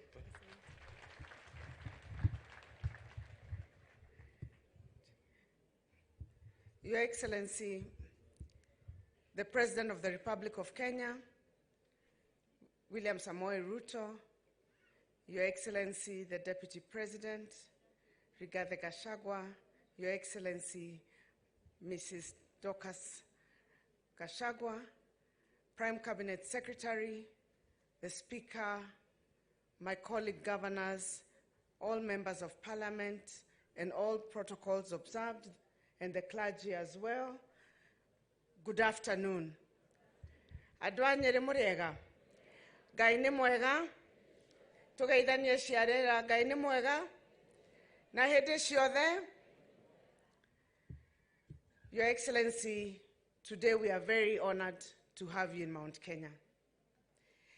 And if there was a message that you needed to hear today, is a message that has been preached by the bishop. That message reminded me of an incident. Everybody who's around me knows I don't like to fly. And sometimes they wonder why. There was a time we were coming from the US, and the plane was going on well, and the pilot warned us that he's expecting there to be some turbulence. And at the time, I never had any issues with flying as such. But the turbulence came, and as usual, Seth has sat next to me in the plane and knows, I started muttering my prayers. I usually carry my Bible when I'm flying. I put it next to me and I started praying. I said, please stabilize this plane. I really don't like turbulence. But the turbulence became so bad that the pilot asked that the tables be cleared. So if anybody was eating, to please get the cutlery away. My prayers started becoming louder. You know, now my neighbor could hear that I am actually praying. You know, and I kept calling Jesus quite a number of times. And then the pilot asked the cabin crew to take their seats. Now if you don't like flying, now that is disaster. So now I was not whispering anymore. I started now muttering very seriously that Jesus, please help us. The plane hit a bump. At that point I said, Jesus, send your angels to take us home safely. There was a lady sitting next to me. She said, no, don't send your angels, come yourself. So I figured I was not the only one who fears flying. But since I am here, God managed to take us to land safely. When we landed, I asked the lady, why did you cancel my prayers and say, no, don't send your angels, come yourself? And she said, you know, those angels can be told to take them home safely, they take us to heaven. But Jesus can't kosea. He knows when you say take us home safely, he means take us home to Nairobi. So, Your Excellency, we've got the message from the bishop. We have been told we will get to the other side. We have faith in God, and we have faith in your leadership. We as the people of Mount Kenya, you went round, you have seen, there is absolutely nothing to worry about. All we need is to have faith. Your Excellency, we want to assure you, the people of Mount Kenya, that all the Mount Kenya people require is for the promise to be kept. There are roads that you promised during campaigns. There are dams you have promised us. There's resources. We will be discussing them for the next couple of days. But other than that, their love and commitment to you is completely unconditional. Mimi sina mengi ya kusema, ila ni washukuru sana watu wa Nyeri kwa vile watu nyito ogeni. And as the President is here, we will continue as the people of Mount Kenya and thank the clergy for continuously keeping us in the right path and standing with this government. Many a times we need the assurance that God is still with us and will enable us to be on the other side. Before I sit, allow me to give the apologies of two of my colleagues who could not make it. There is Governor of Tharaka Nithi, Governor Muthomi Njuki, and there is also Governor Susan Keheka. Also, they had urgent issues to deal with and therefore could not make it today, but they will be joining us as we move on for the leadership meetings. Ni hayo tu, watu wa Nyeri, na muendelee kutushikilia. We are very grateful for our Deputy President. You blessed us with a leader who has held the hands of our President when the time became difficult, and we will not forget you people of Nyeri. Asanteni sana na Mungu awabariki. Asante sana Mheshimiwa Waiguru. Your Excellency the President, allow me now kama chairman wa nyumba 10 hapa nikukaribishe. Nitakuonyesha ile program tunafanya hapa kwa hii area, na pia mimi ndio landlord na okotaga rent ya area hii. Karibu sana. Kwa sababu miaka mingi hujafika, and we are really very proud to have you here. May I say two things? Number one, Your Excellency, I wanted to tell you a little about Rigathi Gachagua. Rigathi Gachagua is that soldier who is so consistent, remains faithful, truthful, and does not leave his friends. His history shows. And so when we are standing here today, where he was born, we are really very, very appreciative that you chose him. And we can confirm that this will be the last man standing with you. Kanatigwa dwa madhira. Jabeno ne inainaga. Onagwo kairuru mene haraga hari erogie. So he is a faithful soldier. Number two, Your Excellency. Pengine hawa watu hawajui na ni vizuri niseme kwamba kutoka kule kwamba baraza la governors umeketi na sisi zaidi ya mikutano 2-3. Tumepanga mambo mengi. Nieleze hawa kwamba tuko na industrial parks ambazo umetuwezesha tutaanzisha katika all 47 counties. Number 2, umeshikilia sisi kwa upande wa health. Tunaendelea kwa sababu ya community health promoters ambao umesimama na sisi. Na tunakushukuru kwa sababu for the first time in a number of years tumeruka mwaka ukiwa umetupatia the money that should go to counties, ambayo ndio inafanyia hao wananchi kazi. Na sasa wale wanasema siku njema huonekana lini? Asubuhi. So we are really very proud, and we must say, like Pastor Dorcas has said, sometimes tunaongea lakini we forget to say what you are doing. I'm also very proud that Nyeri is leading kwa Hustler Fund. Tunachukua na tunalipa, na tunataka kusema tutaendelea. Na usione ati ni hustler tu anachukua, hata sisi tuko huko ndani tunajificha, mambo ikiwaka unafinya hii simu. Na uzuri hii loan yako hakuna kutangaza, hakuna kamati. Sasa mtu anaitisha tu akiwa bedroom, wanasort pole pole, and we really want to thank you. Ama si kweli wahubiri? Ama nyinyi amchukui hata nyinyi wakati hii mambo inakwama? So we really want to appreciate. Niseme asante sana. And I must say this, you know, Your Excellency, sometimes we like to make a lot of unnecessary noise. Tukiangalia vile umeandamana na sisi so far, starting with the Deputy President, tukiangalia kwa ile meza sasa unaona mawaziri, tukianza kukunja hivi I think you have done a wonderful job. Nimuramenya ogwo you adwaito. So we really want to appreciate. We do not want to be a people that will make noise, will keep laboring and complaining. We want to appreciate the way you are working with us, and we can only see brighter and better things. On behalf of these wonderful people of Nyeri, Your Excellency, karibu nyumbani, Mungu awe nawe. Na sasa kwa heshima, tuko na one of our in-laws, ambaye pia naye umempatia kazi kubwa, ambaye anaitwa Kimani wa Ichung'wa, na nimumenyaga agirite mundu haria magutu. Ni moyo guo. Ndakoime guku atatigite kanyamu githe tiguo. Muhingireria haria gate-ini. Karibu sana Kimani wa Ichung'wa.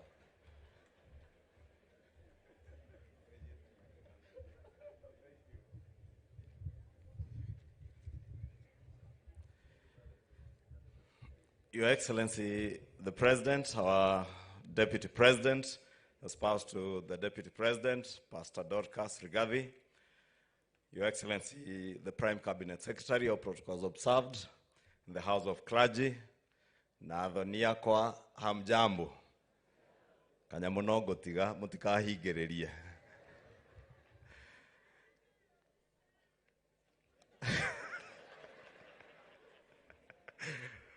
Excellency, unaona Governor Mutahi ameni set up. Sasa nasikia wamama atumia mwake ya maitu. Athuri wanyua athonia kwa muriega. Kanyamuno gotiga mutigako na wasiwasi na nimwe demuruti. Na Deputy President ni shahidi wangu. Your Excellency, let me begin with an admission, because it looks like this morning is a morning of confessions. And Bishop William, let me take this opportunity to thank you for the great sermon this morning, because you have spoken to very many of us. We who I will confess, and from the speeches by beginning with our Member of Parliament, Wamombi, I think I'm vindicated that many of us were of little faith. We were of little faith that when we prayed to cross over, as you said, God promised that He will help us to cross over, and never promised us that there will be no storms. I must admit, that bit of no promise of no storms, I wasn't certain. I thought He would cross over and it would be smooth sailing. And when we encountered a little storm, many of us who I say probably we were of little faith, we kept asking our president. And Honorable Amombe has put it very well. And it's not Honorable Kawanjiko alone. It is many in the political class who kept pestering our president and asking, Your Excellency, don't you see property is being destroyed in our country? Don't you see our country is headed the wrong way with violence, anarchy, and bloodshed taking roots in our nation?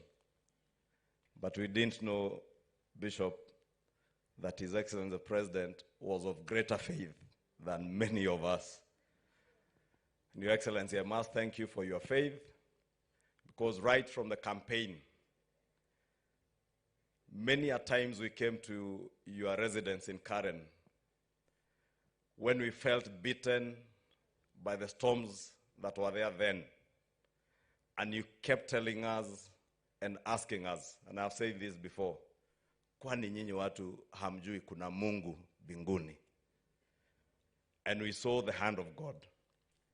And Bishop, as Bishop Wanjohi said, on the foothills of Mount Kenya and between the Aberdare ranges and Mount Kenya, we come back to Sagana Lodge to give thanksgiving to God for having seen us through that storm. And also to give Him thanks for what He's about to do for us in this country. And I want to thank God that in the words of Bishop Wanjohi, who said that God promised to get us from ridicule to praise. that from the ridicule we suffered, we come back to Sagana with thanksgiving and praise to God. From the shame to a portion of double blessing, we come back to Sagana. And as Bishop William said, we have crossed over. And as I've said earlier, we didn't know we would cross over and encounter storms, Bishop. But we thank God that even with the storms, we are now enriched with a greater faith that God has gone before us.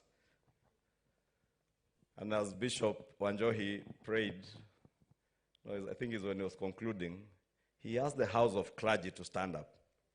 And he said, let us make a declaration, because I know there is another side that will come here and make declarations.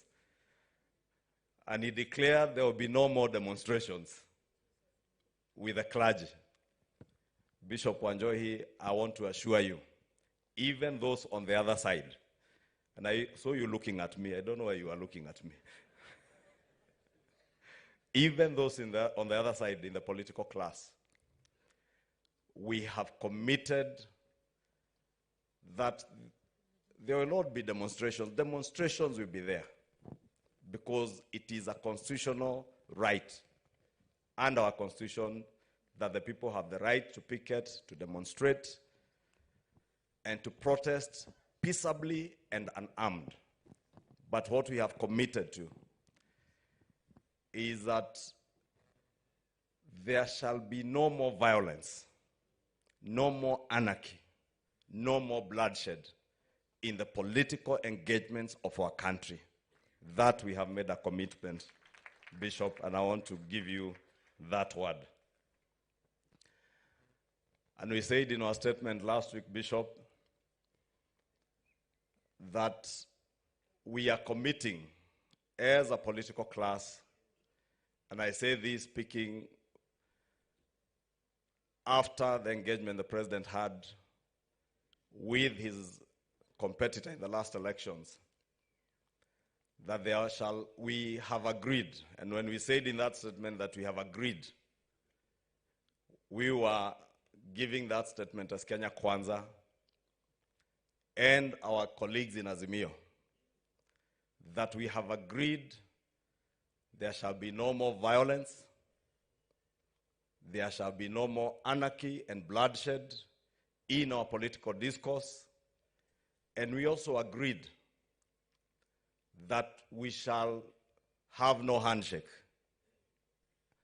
and no nusu mkate. Therefore, Bishop, as you spoke about crossing over, we are crossing over from a nation where anarchy, bloodshed, violence, and violent demonstrations were the order of the day. We are crossing over from a place where ridicule and shame were the order of the day. And we are now crossing over to a place where economic prosperity, respect for the rule of law, constitutionalism, and protection of our democracy, where we compete in the political arena. And after elections, we settle down, congratulate the winner, respect those who lose the elections, and we move on together as one country, focusing on the needs and the aspirations of our people. That is where we are crossing over to. And Bishop, I must thank you for restoring our faith that even amidst the storms, we shall cross over to that other side of a peaceful, prosperous nation. And I want to believe from now onwards that will be the engagement we shall be engaging on. As Governor Sess has said, Your Excellency, we are very well instructed that we shall engage with our colleagues not in an environment of threats and blackmail, not in an environment of uncertainty, but having the certainty that we are engaging with other leaders who also ought to carry the aspirations of the people who have elected them. Your Excellency, And I want to promise you, as we engage together with Governor Cecily and the rest of the team, we shall do so with utmost respect to our Constitution, to the rule of law, respecting and protecting our democracy, and knowing that we have a duly elected and legitimate government to govern our country, with you and the Deputy President leading us in that front. Your Excellency, now that my faith is restored, I do not want to say more than that.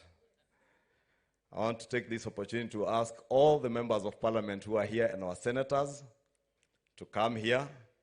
I introduce them before I call on CS Alice Wahome to prepare herself. She will come. Members of parliament, please, respectfully. I will then ask CS Wahome to prepare herself to come and introduce other government officials here present with us today. Tutembee haraka, najua faith has been restored.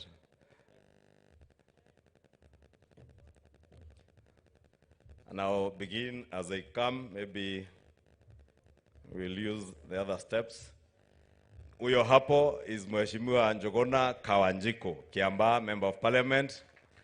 Our Deputy Whip in the National Assembly, Mheshimiwa Naomi Wako, Marsabit. Mheshimiwa Alice Ng'ang'a, Thika Town. Mheshimiwa our Finance Chair, Mheshimiwa Kimani Kuria, Molo. Mheshimiwa Mogambi Rendekere, kanisani hatutatumia hiyo ingine. Mheshimiwa wetu wa Bori in Meru County, Mheshimiwa Roko from Mbere North, huko Siakago, the tallest man in parliament. Mheshimiwa wetu wa Mwea, Mheshimiwa Mary Mainge, Momeru Mutune, Mheshimiwa Rahim Dawood, Mheshimiwa wetu wa Imenti North, Mheshimiwa ambaye alikuwa chairman wetu wa bipartisan team, Mheshimiwa Adharaka, Mheshimiwa Sir George Murugara, Mheshimiwa Kerema, Mheshimiwa wetu wa Imenti Central, Mheshimiwa Njoroge Kororia, jirani yetu kutoka Gatundu North, Mheshimiwa George Koimbori Juja. Huyu ndiye niliambiwa ni introduce kama mbunge. Mheshimiwa wetu wa Murang'a County, Mheshimiwa Betty wa Maina. Wawa Mobi. Mama wetu wa County ya Nyandarua, Mheshimiwa Faith Getau. Mheshimiwa wetu wa Keharo, Mheshimiwa Ndindi Nyoro, ambaye ni chairman wetu wa Budget Committee. Ndiye anagawa pesa yote ya Kenya. Mheshimiwa Mama Kairemia, County Women Rep, Meru County. Mheshimiwa Wakili Moreu, Gatanga Constituency in Murang'a. Mama wetu wa County Nyandarua, Mama Wanjiko Mohea. Kipipiri, sorry, former Women Rep Nyandarua, now Member of Parliament for Kipipiri. Huyu ndiye Alimunya Kemunya. Mama wetu wa County Kiambu, Ann Wajiko wa Muratha. Mheshimiwa wetu wa Embakasi North, Mheshimiwa Gakuya. Namuuliza kama nitumie Basenga, ananiambia hapana. Gakuya. Embakasi Central, ambaye pia ni wa hapa Nyeri, Mheshimiwa Meja Dong Mwangi Gathero, ni wa hapa Nyeri. Party leader wa chama cha Jubilee, ambaye ni alikuwa mbunge wetu wa county ya Murang'a na sasa ni nominated MP and party leader Jubilee, Sabina Wajiro Shege. Mheshimiwa wetu wa county ya Kirinyaga, Jerry Wito Gacheri Gaito. Mheshimiwa wetu wa Kinangop, Kwenya Dhuku. Mheshimiwa Mushira, Mheshimiwa wetu wa Aljororok, Mheshimiwa Mary wa Maua Maragwa, Mheshimiwa wetu wa Embu County Daboen, Mheshimiwa wetu wa Bahati, Mheshimiwa Irene Njoki, Mheshimiwa jirani yangu Githua wa Mashukuru Kabete. Najua wakati kanisa ya Korino iliitwa, pia kwa bunge tulikuwa represented kwa kawaya ya Korino na Mheshimiwa Kareba wa Manyata. Runyenje, sorry. Mheshimiwa Gachagua, hiyo Borosat governor wao alikuwa naongea, iko kwa constituency yake na ndiye alingoa Keoni. Mheshimiwa Walari Mboro Kahangara, Mheshimiwa wetu ambaye pia ni speaker, Mheshimiwa huwa anasaidia speaker wetu, Mheshimiwa Martha Wangare Gilgil, Mheshimiwa Modhoni nominated from Meru County, Mheshimiwa Kehongi from Kangema, Mheshimiwa Dr. Mutunga ambaye ndiye chairman wetu wa majani chai, kahawa na maziwa Agriculture Committee, Dr. Mutunga.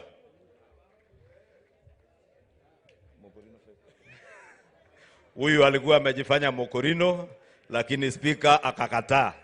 Anaitwa Mheshimiwa Kagobe Gatondo South.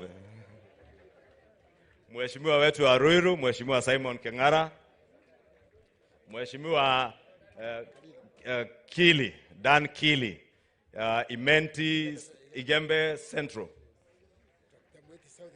Dr. Mweti South Imenti in Meru, Mheshimiwa wetu wa Mbere South, Dr. Muriuki, Engineer Dr. Muriuki, Mheshimiwa Kamande Mwafrika Roy Sambu, Mheshimiwa wetu wa Kirinyaga Central, Getare, Savea Getare, Dr. Karani Washira, Laikipia West, Mheshimiwa wetu wa Geshogo, Githinji Gishimu, Igembe North, Mheshimiwa Taitumu, Mheshimiwa Kenothia Gashove wa Nakuru County, Subukia, Mheshimiwa CPA Julius Ruto Keses, Mheshimiwa wetu wa Kandara, Mheshimiwa Shege Njuguna Kigumo, Mheshimiwa, first name is Joseph Munyoro, Dr. Mugo Madhioya, mama wetu wa Naivasha, Mheshimiwa Jane Kihara ambaye pia ako nyumbani ni wa hapa tetu, Mheshimiwa wetu wa county jirani ya Laikipia, Mama Jane Kagiri, Mheshimiwa wetu wa Kiambu constituency in Kiambu County, Mheshimiwa Waithaka Mashua, nominated member of parliament from Gatondo North and Kiambu County, Mheshimiwa Teresia Wanjiro, mbunge wetu ambaye ndiye mbunge mchanga kabisa na mchanga wa East Africa, mbunge wa East African Assembly, Mheshimiwa Maina Karovia, senator wetu wa Embu Mudigi Onekaga,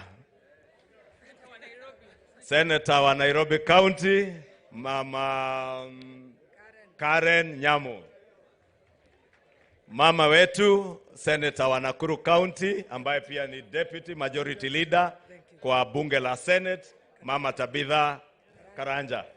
Karibu niseme Tabitha Keroshe.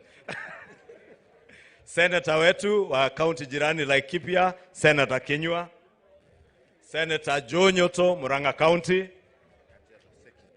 Senator wa Kajiado jirani yetu Senator Seki, Senator wetu nominated and our former Secretary General of UDA, Senator Veronica Maina. Senator wa Bungoma ndiye senator wa speaker wetu, Senator Wafula Wakoli.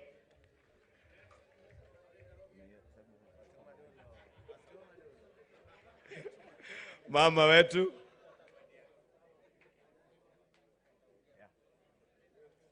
Mama Fatuma Dulo ambaye ni senator wetu Isiolo.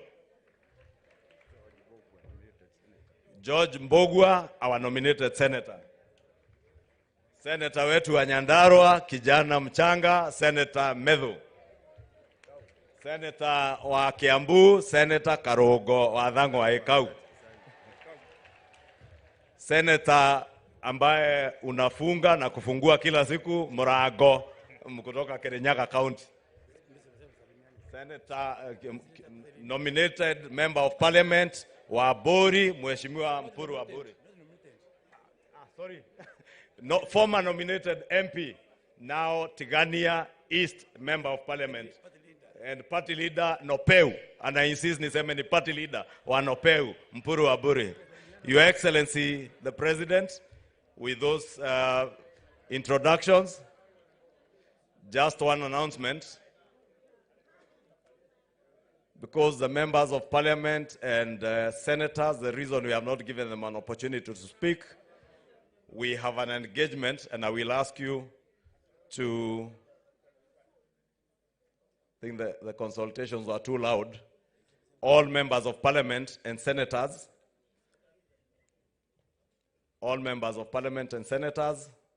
we will have an opportunity where we had an engagement yesterday evening. Please, we have another meeting immediately after the service and the speeches. Please let us retreat to where we were yesterday evening, the same tent, and we will have another engagement there this afternoon. With those few and many remarks and introductions, allow me, Your Excellency, to invite CS Alice Wahome to just make a brief remark and introduce all the other government officials present. Waziri, tumkaribishe waziri wetu wa maji, CS Alice Wahome.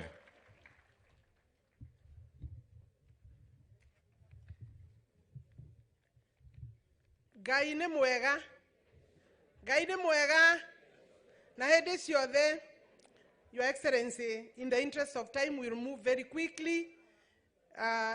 Your Excellency, the President of the Republic of Kenya, Your Excellency, the Deputy President, Rigathi Gachagua, Your Excellency, Prime Cabinet Secretary, the spouse of the Deputy President, Pastor, Her Excellency Pastor Dorcas, the Cabinet Secretaries are here. All protocols observed. May I ask my colleagues, the Cabinet Secretaries, to come forward, including my good friend Kindiki, na yeye ndiye atakuwa wa mwisho. Please come forward. Niwega mumenyete andu aya githe tiguo meguko na mahuri waruhe magioka. Yes. Mercy also come because you are the secretary to the cabinet. Karibuni sana. I will start with my sister here.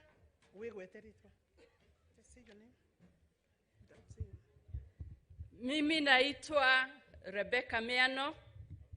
Nimeshikilia wizara ya East Africa Community, Arid and Semi-Arid Lands and Regional Development.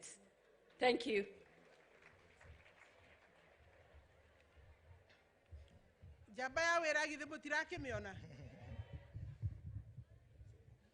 God is good, and all the time. Naitwa Moses Kuria, waziri wa uwekezaji, viwanda, biashara na kufukuza umaskini. Asante sana.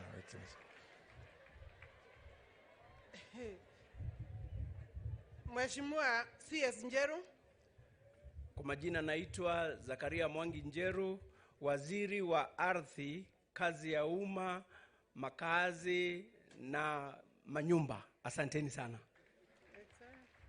Then we have Linturi, CS Linturi. Andoito murega ringi niyo njitagwa Mithika Linturi, waziri wa kilimo na mifugo. Asanteni sana. Na tuko na mwingine hapa, yule anatupea hiyo pesa ya Hasura Fund.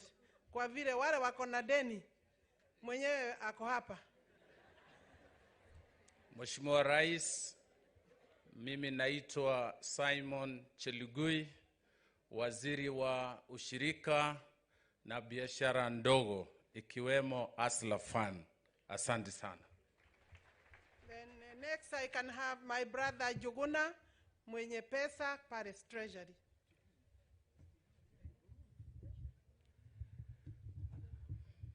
Mtukufu Rais, wacha niseme kwanza kwa Kikuyu wanisikie. Andũ aitũ mũrĩega, Ngai nĩ mwega na hĩndĩ ciothe, nyoniai na guoko. Asante sana Mheshimiwa Rais. Nataka kuambia kwa Kiswahili, mimi naitwa Juguna Ndung'u. Mimi ndiye waziri wa fedha na upangaji wa nchi na uchumi. Hiyo mambo yote ilikuwa inasikika kusema tuweke sufuria kwa kichwa. Walikuwa wanasema ni bei ya ushuru, bei ya maisha imekuwa kumbwa, lakini tutawaambia vile tutaipunguza. Asante sana, ni mzuri kuwa hapa. Nilikuwa nimesomea hapa Kagumo hiyo miaka ingine ya 1970s, kwa hivyo niko nyumbani. Asante sana. As I call Mase, the other person, the PSs, Principal Secretaries, tafadhali just be ready to come forward. God is good and all the time. Kwa majina naitwa Masi Wanjao na mimi ni katibu wa baraza la mawaziri na nilisomea hapa tu Bishop Gatimo Gandu Girls. Nimefurahi sana kuwa hapa. Alafu Professor Kindiki.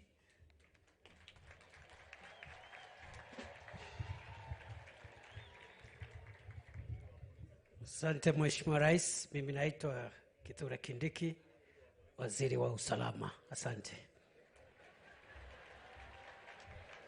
Si ameshikilia vizuri? Tumpatie makofi aendelee vile aliendelea, si ndio?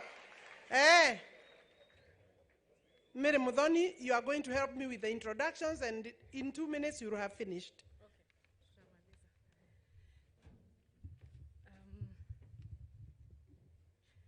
Your Excellency, the President of the Republic of Kenya, the Deputy President, the spouse of the Deputy President, allow me to use the protocols observed earlier.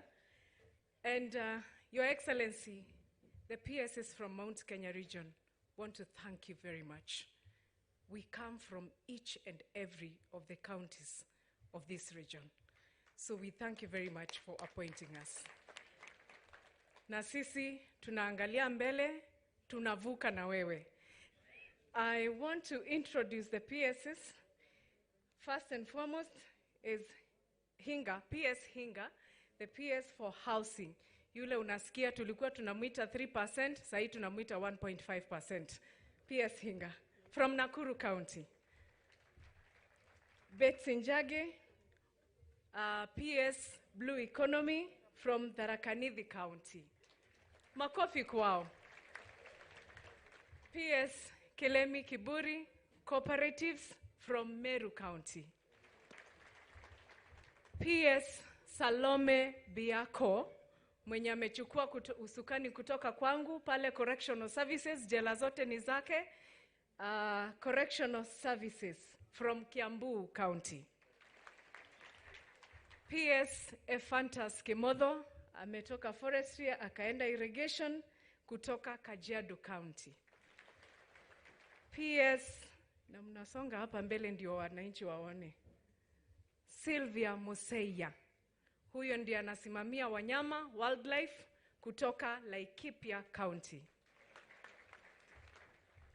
PS Patrick Mariro, PS Defense, na ametoka hapa Laikipia County.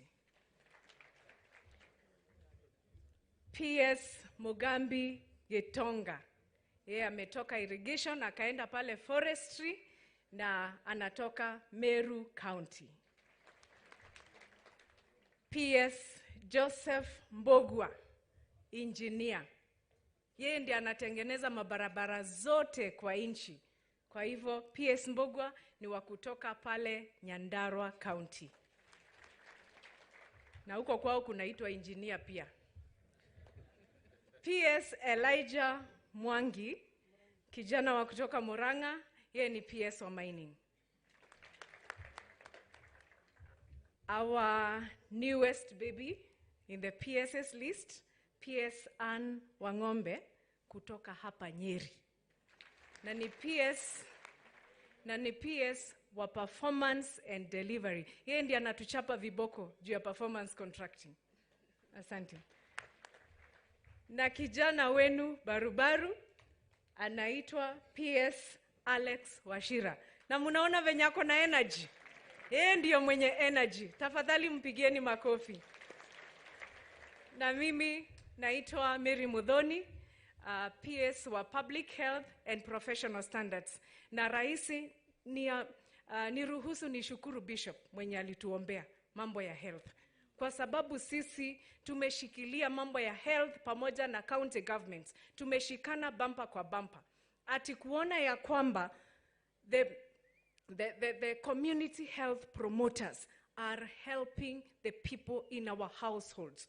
We really want to see that the health of our people and our communities in this region and across the country, we are going to reduce the contraction of diseases by having the community health promoters come to your homes. Wanakupima BP, wanakupima blood sugar, wanakuambia wewe unahitajika kwenda kuona daktari mugani ama hospitali gani. Na kwa hayo machache, Rais, asante sana. Asante sana. I think we have also chairmen of our parastatals who are here. Could you just stand where you are? Our chairman for parastatals, because we do have from the region. Please stand wherever you are. Dio tumupikie makofi, and we recognize. You can see members. Nimurona adwasi uneige neguo. Tumahorero he maikareve. Then we have the CEOs, Chief Executive Officer, any that have come. Tafadhali rogamai. Yes, Your Excellency, we have a very big number there behind you. Tumahorere irohe. Your Excellency, yes, please sit down. Your adwaito nimurona na baisi ogwihuana. Nimuraririkana hende ria twahoyaga kura. Mwatoragia atiriri. Your Excellency, just allow me just gratitude for 2 minutes only. Mwatoragia mwinama. Gitiguo. Mukoria mwinama. Tuthie rugendo rou. Mheshimiwa Rigathi Gachagua was very clear with the entire team ate netokarorwo wega. Your Excellency, the numbers speak volumes. We don't have to say more. These people, if you look at Kindiki, ndiye mwenye security, hiyo ni kazi sawa sana upande hii ya region. Kuna Masi ndiye anatupanga huko cabinet. Madam Rebecca anasimamia regional development and asals. Then we have Modo Agrigasha. Ndrei wogu nigetha andu manyite wega. Uremi ni muhimu sana. Maneno ya kahawa, maneno ya majani, hiyo ndio wanasukuma na wa deputy president. Arafu jogona pesa kigina giothe neithwe kimweno oyu. Nimuranyita mutikihore ruhi wega. Arafu investment, trade and investment. Rais alikuwa anajua sisi ni watu wa biashara. Sasa akatupatia Moses no nginya kila mtu afanye biashara. Hata kama ana kazi nyingine, kazi kidogo ya kando, Moses is working very hard. Arafu tuko na tuliandwa to muguda. Sisi ni watu wa shamba. Hiyo. Maguta, broti, maguta. Rais akajua broti, maguta, hiyo iko upande yetu. Sasa I want to ask my colleagues, the PSS, musisahau, don't go. We will have a meeting in one of the tents where the members of parliament will be. Your Excellency, today I don't have my specs. Umekuwa mkali sana na sisi na hiyo ni mzuri. Leo nilichukua ndio nisichelewe. Kuingia kwa maombi ukichelewa, alafu kuingia kwa kazi uchelewe. Nikachukua my specs ya yule mtu mwingine anaitwa Wahome. Kufika nikajaribu kuvaa hii specs, Your Excellency. Naona ground iko sio level. Nikaendelea kusubukana na hiyo. Nikasidwa, kwani macho yangu imeshikwa na wale watu walikuwa wamekuja hapa na Worldcoin. Si kuna watu walikuwa wanaitwa Worldcoin.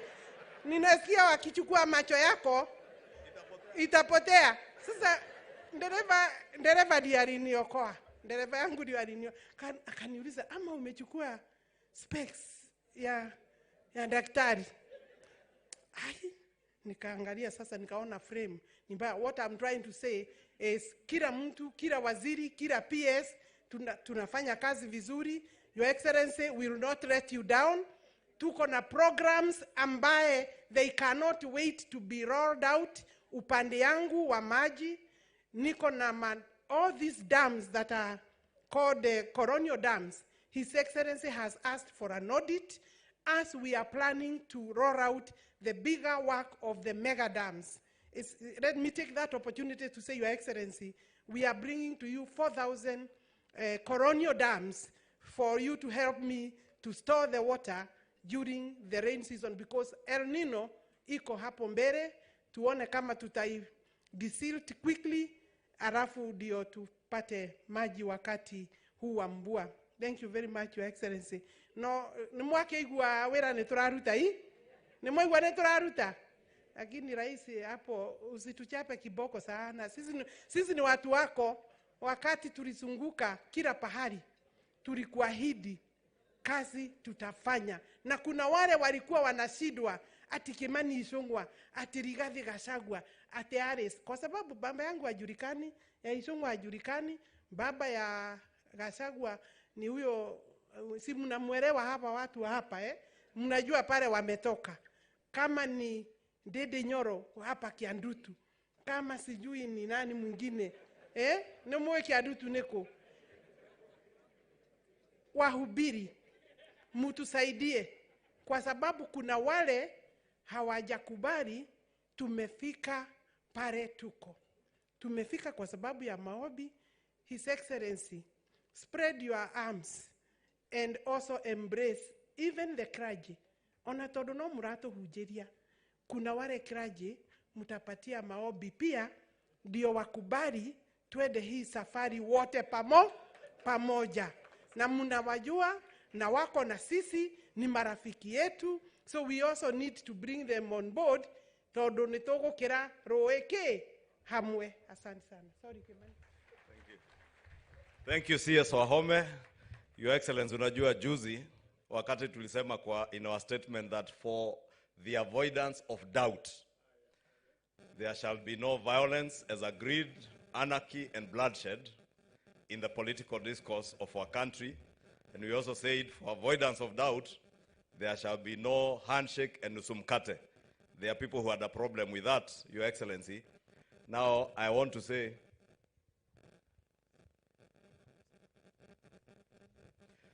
Your Excellency, I just wanted to excuse my sister CS Wahome and tell her also, for the avoidance of doubt, we shall all be waking up early. And Your Excellency, you know I have also confessed to you, I have a problem with sleeping early and a bigger one, waking up early. Lakini unaona, hata nikiamka kama nimechelewa, ninakimbia mbio, ili nisichelewe mkutano hata mimi. Kila mtu achunge kazi yake, venye the truthful man Rigiji alisema.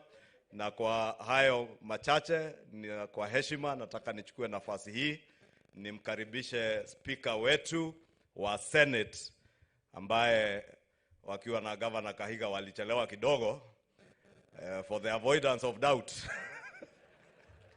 Saa ya service ilikuwa ni 10:30 AM. Karibu speaker.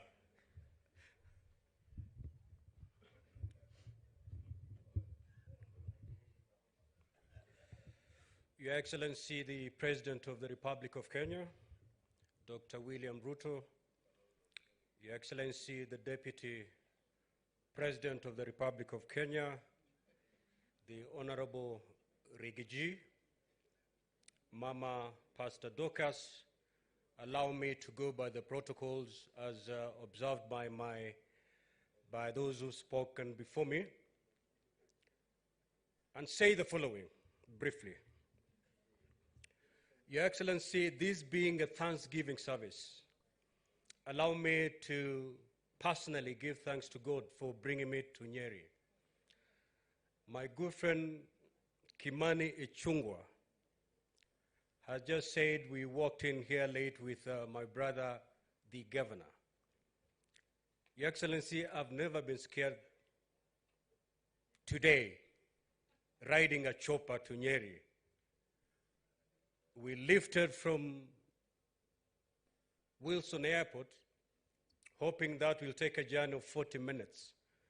But we ended up taking over 1 hour because of the poor visibility. And at some point, I was really scared up there. And the history of choppers in this country, especially the month of August, did not help. The pilot kept on, going in circles, finding a route. At some point, we even had to go backwards to reroute so that we can be able to land safely. And that's why we came late, but we thank God He's brought us safe and sound. Your Excellency, in the Senate, there is a young senator, the senator for Kiambu, Senator Karungo Thangwa. Every time I give this senator an opportunity to speak in the Senate, he will conclude his remarks, his statement with, I am Senator Karungo Thangwa of Kiambu, the miracle senator.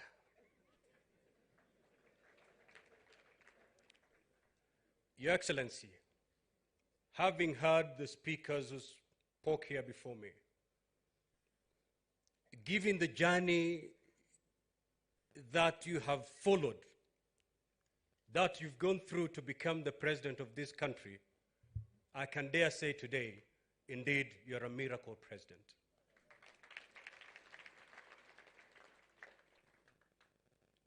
Many never believed. And I said sometimes when in Kwale last week,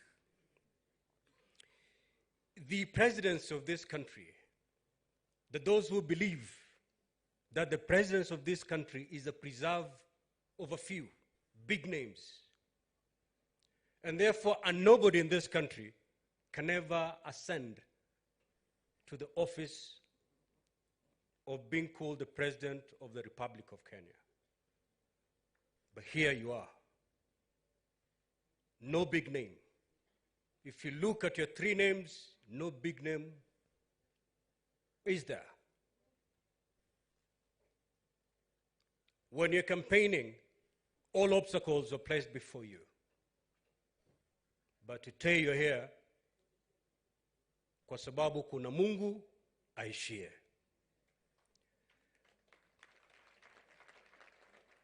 Your Excellency, if you read 1 Samuel 16, the story of the sons of Jesse, when Samuel was sent to pick a king from that family, he did not bother. Jesse did not even bother with the lastborn. The first thing he did was to parade the first 7. But Samuel said, none of this is the anointed one. That boy who was in the field looking after the animals, that is the boy that Samuel said, call him here. And this is the one that the Lord has anointed. Nobody knew that a Kenyan bearing no big name as his surname will ever lift the Bible and swear that he is the president of this great nation. Your Excellency, you are indeed a miracle president. And because you're a miracle president, your presidency is not going to be smooth. Because the very same people who believe that the president is a preserve of big names, they are still in shock. They cannot believe you are indeed the president, and they'll fight you. Many obstacles will be placed on your way. The recent happenings have got nothing to do with the economy of this country. Absolutely nothing to do with the economy of this country. Because the economy of this country,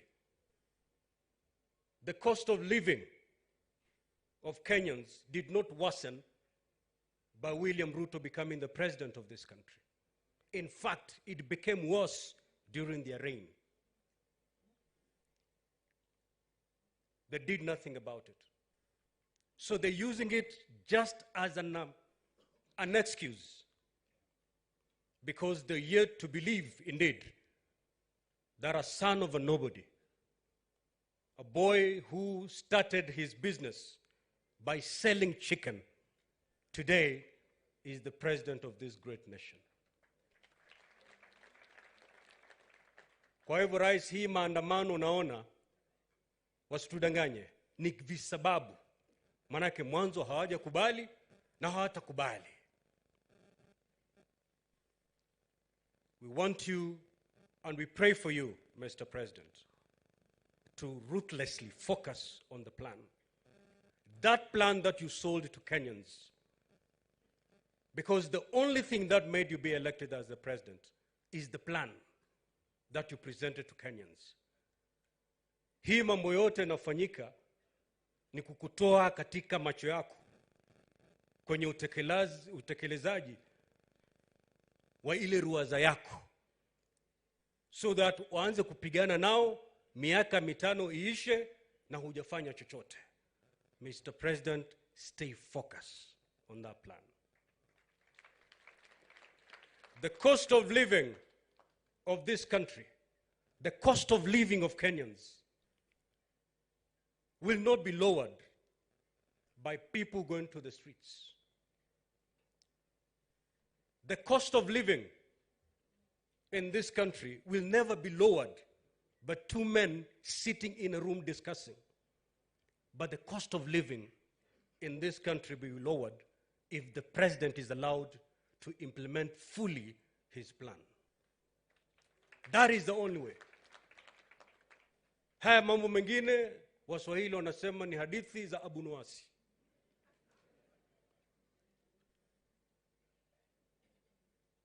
Ndugu yangu Ichungwa amepatiwa jukumu la kuchuana na wale wengine.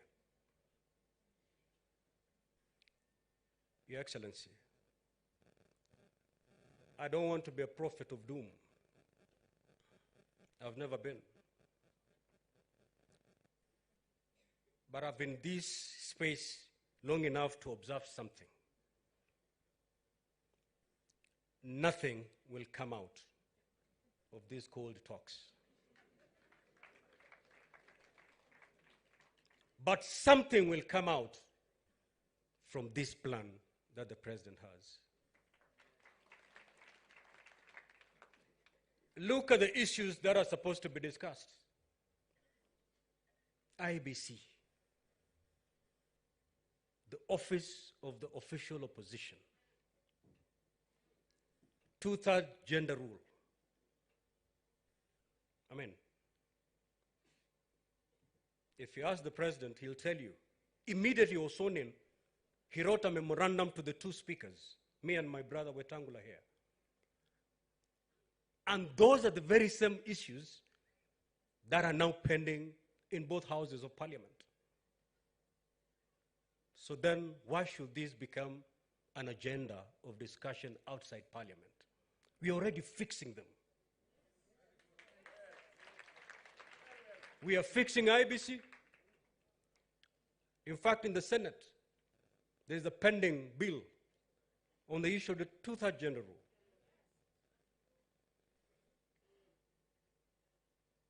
Do we need people to sit somewhere using taxpayers' money to discuss something that members of parliament are already seized of?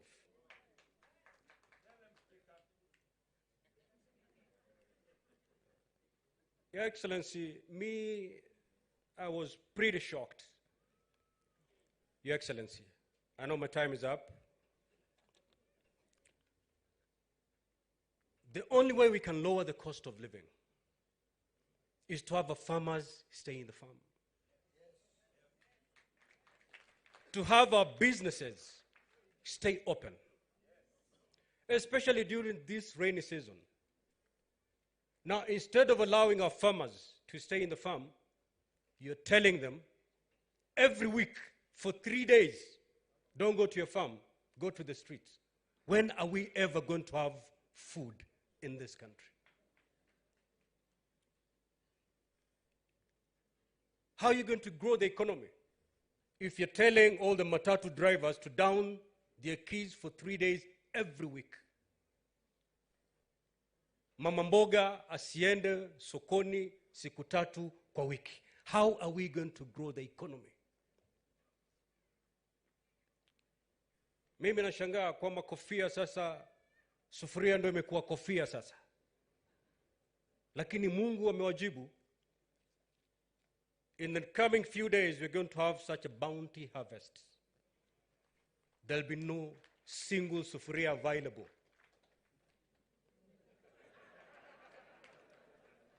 Not even one sufuria will be available for them to put in their heads, because all sufurias in this country will be full of food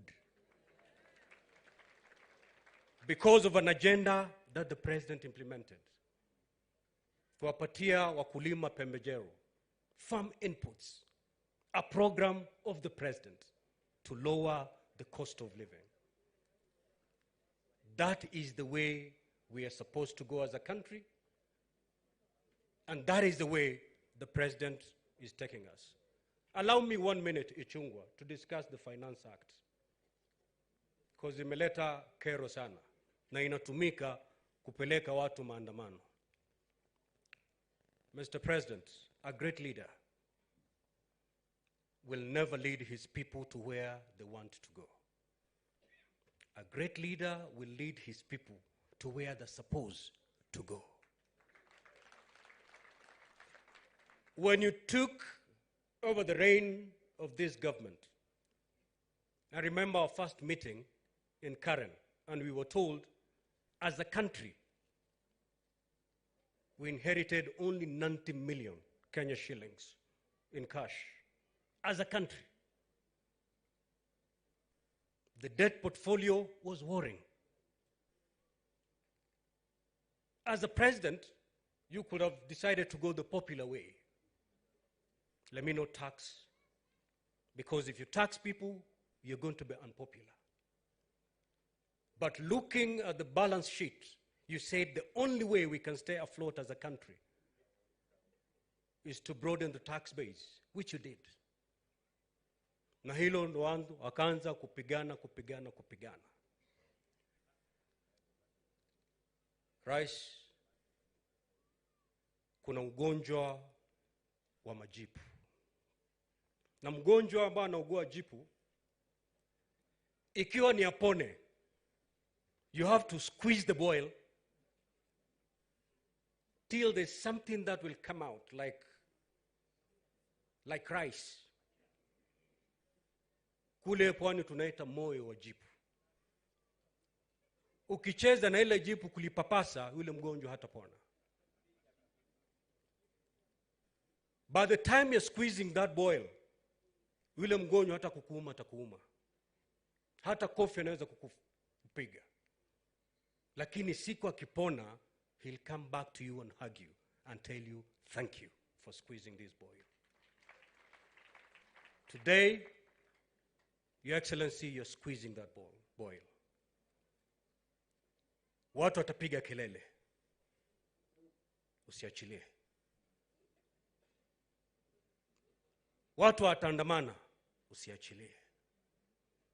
Watu watakutukana. Usiachilie. Paka ile moyo ya jipu itoke. Baada ya miaka kidogo chini, Kenyans will be celebrating you. Kenyans will be appreciating you, because the economy will now be on a sound trajectory. Today, they'll call you all sorts of names. Zakayo. Take it. Lakini usiachilie kukamua hilo jipu. Because at the end of this tunnel, when Kenyans see the light and the prosperity of this economy, they will appreciate you and they will be there to hug you. Kwa hayo mengi au machache, Mwenyezi Mungu atubariki. Asanteni sana.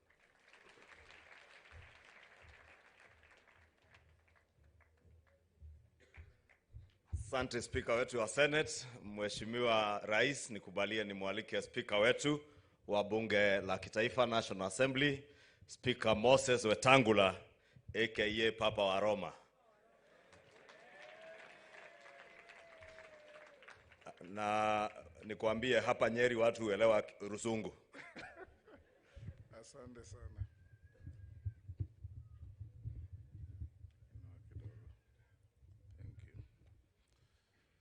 Thank you very much, my majority leader, Your Excellency, our President, our Deputy President, Mama Pastor Dorcas, Mheshimiwa Musalia Mudavadi, mawaziri, governors wetu, waheshimiwa wabunge, na waheshimiwa viongozi wa dini.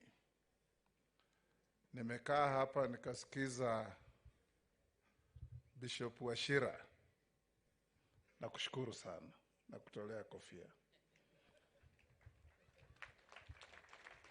Kila mara nilikuwa nikisoma ile masomo ya Mark, tulikuwa tunasoma kwa sababu Jesus ordered the storm to quell.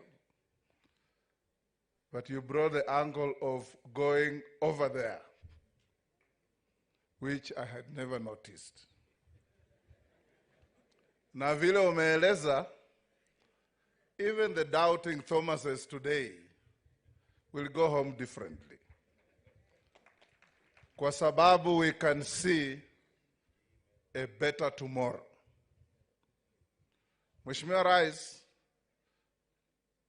leo nimekuambia nimekuja hapa Sagana for the second time. Safari yangu ya kwanza is a story not to remember. Safari yangu ya pili leo nimelishwa neno la Mungu, and I live here a very, very rejuvenated believer. Kwa sababu lisilowezekana na binadamu, kwa Mungu linawezekana. And that's how you became our president. The doubting Thomases, the naysayers, were all put to shame.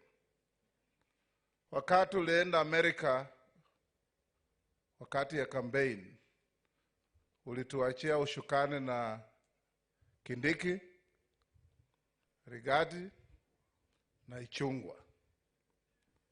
Tukakuja hapa Nyeri.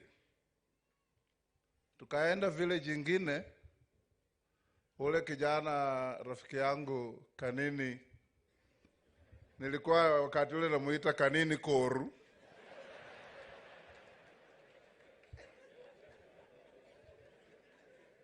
Alikuwa ametuma akanywesha vijana pombe. Tulipofika huko, nikaachia Rigathi akakoroka kwa Kikuyu mpaka walevi wakaanza kusema, wapi Ruto? Wapi Ruto? Wapi Ruto? Jioni nikampigia Kanini nikamwambia, pesa zako zililiwa bure ndugu yangu. Mambo imebadilika. And it was like that everywhere.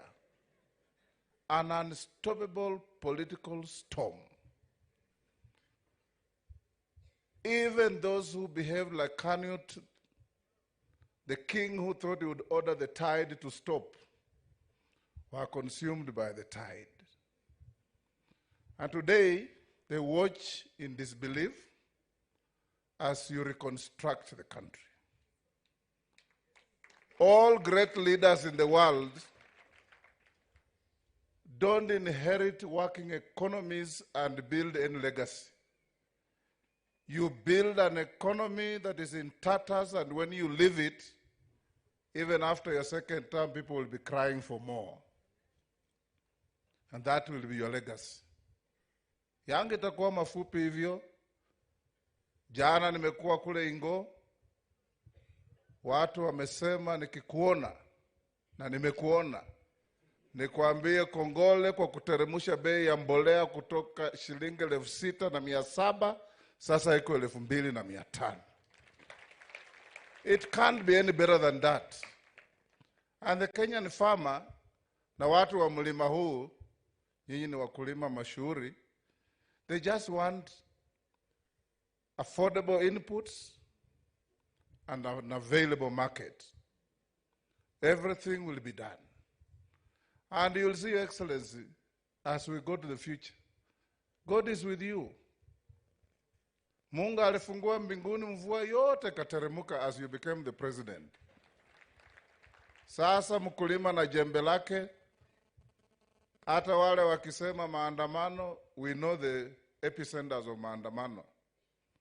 They cannot dent the peace and tranquility of this country. And my kid brother Kindiki, endelea kufanya kazi. Talk less, do more. And get the country safe under the guidance of our president. Nikimalizia wabunge, I want to salute you for being steadfast, for being focused, and for doing what you must do to help our president achieve his agenda. As your leadership in the House, we will give you all the necessary guidance and opportunities to excel in what you are elected to do, to represent, to oversight, to legislate, and above all, to make sure that Kenya is a united country. Kutoka kule Ingo mpaka kule Mandera, we want to be one happy family called Kenya. And that's all we want. Asante sana. Mungu awabariki. Hapa Nyeri, mimi pia niko Ingo. My auntie, dada ya baba yangu, ameolewa na mtu mwingine hapa Mkurueni. Anaitwa Bwana Kiambo.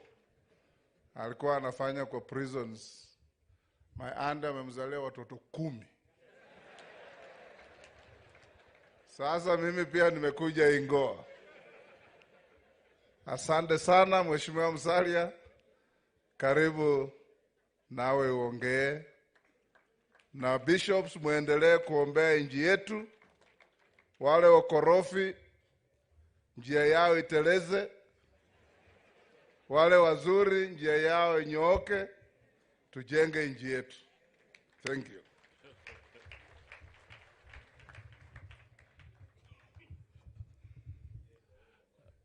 Asante sana Papa wa Roma.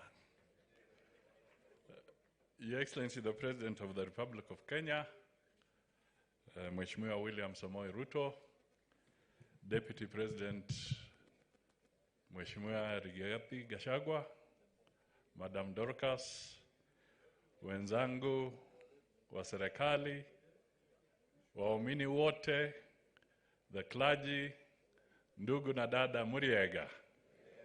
Habari yenu? Muko salama? Asante sana. Your Excellency, there's a saying that you do not judge a book by its cover. There's another one that says, do not judge somebody by his appearance. I must acknowledge when Bishop William came to stand here, he could barely tower above the podium. And for a moment I wondered what is going to come out of Bishop William. But by the time he was halfway, I was no longer seeing the podium. I was seeing the bishop, and he was standing very tall. That sermon was good, very powerful. Asante sana. Your Excellency, a few points that I will raise very quickly. First is to congratulate the people of Mount Kenya, the entire region. These people have amazed us. They have amazed Kenyans. They are a very strong pillar in your government. These people broke the myth that Mount Kenya can never vote for anybody else. They proved everybody wrong. We can only say hats off to you. Your Excellency, these people are ferociously independent. Kama wamekubali, wamekubali. Na kama wamekataa, wamekataa. Na hawafichi. Na Gachagua hajui kuficha. Anakuambia vile ilivyo. Madam Dorcas, keep praying for him so that he can tell us the truth at all times. Asante sana.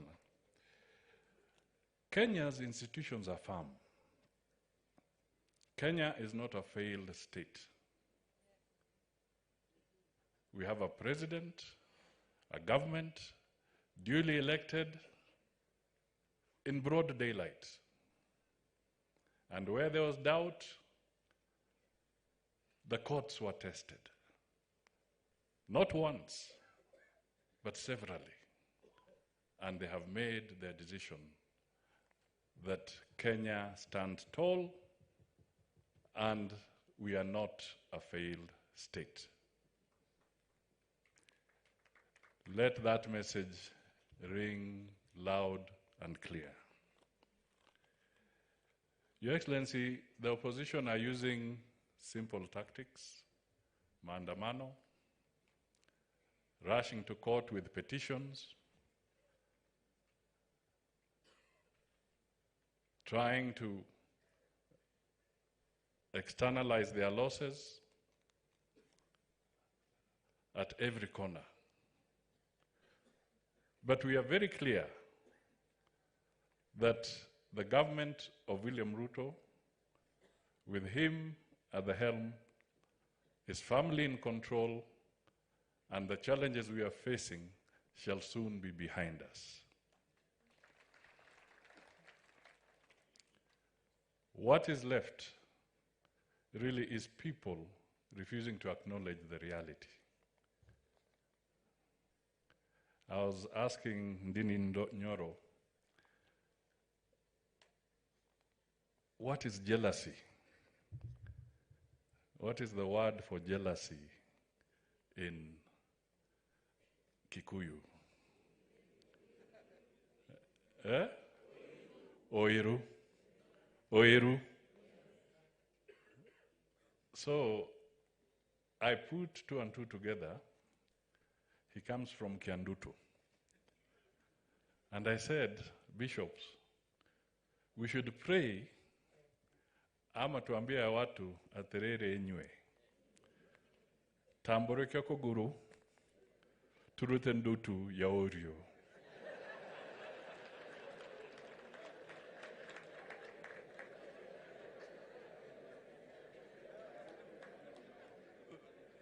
Nego kanatigo. Because what we need to do is just to help these people to come to terms that William Samoei Ruto, Rigathi, our leaders, and they must now get rid of this jigger of jealousy so that we can move forward. And I'm sure Kenya will reach very strong heights. The president has made tremendous steps. His diplomatic scorecard within the few months that he has been at the helm is extraordinary. How many heads of state have come here in these last few months? If you go back into history and you ask yourself, have you ever seen that array of heads of state and government coming into Kenya the way they have come within such a short time? The recognition he's receiving internationally, the resources he's able to garner for us, the financial engineering that he's advocating and supporting for Kenyan people. You people, let us remove ile ndutu. Ya nini? Ya wivu. That word that I said. Oiru. Ladies and gentlemen, we want to thank you for Gachagua, a good man, truthful man. And on that note, may I invite Honorable Gachagua, the Deputy President, to come forward and make his remarks. Asanteni sana.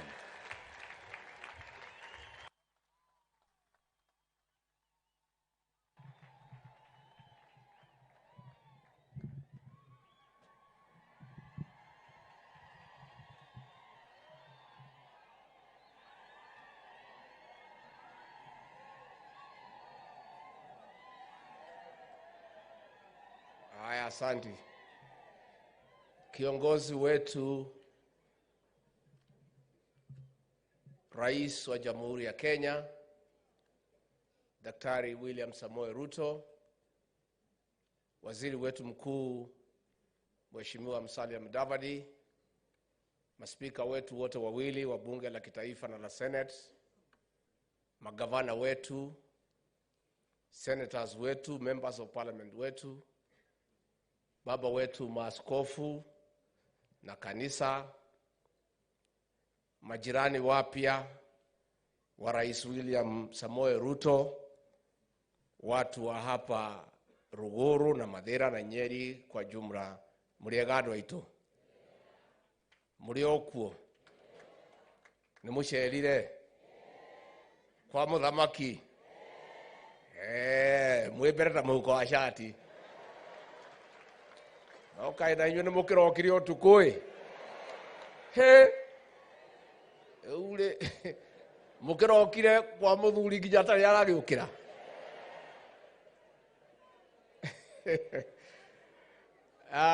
Rais wetu,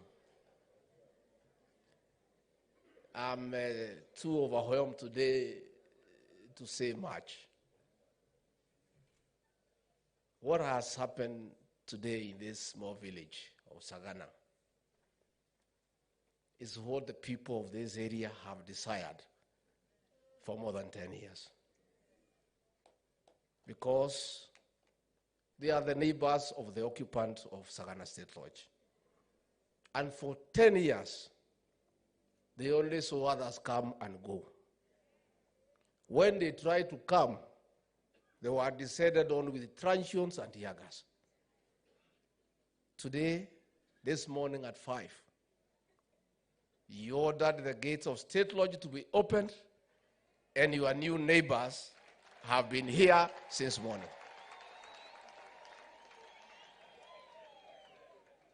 And Rais wetu hawa ni majirani wako. Na ni watu wazuri sana, utakuja kuwaelewa. Sasa wewe ndio mwenye hii boma for the next 10 years. Na sasa wewe ukifurahia ukikaa hapa, usikie unaendelea kukaa, tunaweza kutafutia shamba hapa. Lakini bei hapa ni kali, hawauzangi. Mimi niko na eka 3 niliwachiwa na mzee Gachagua. Nimejaribu kupata shamba hapa ninunue. Nobody can sell to me. kwa sababu we have water for irrigation.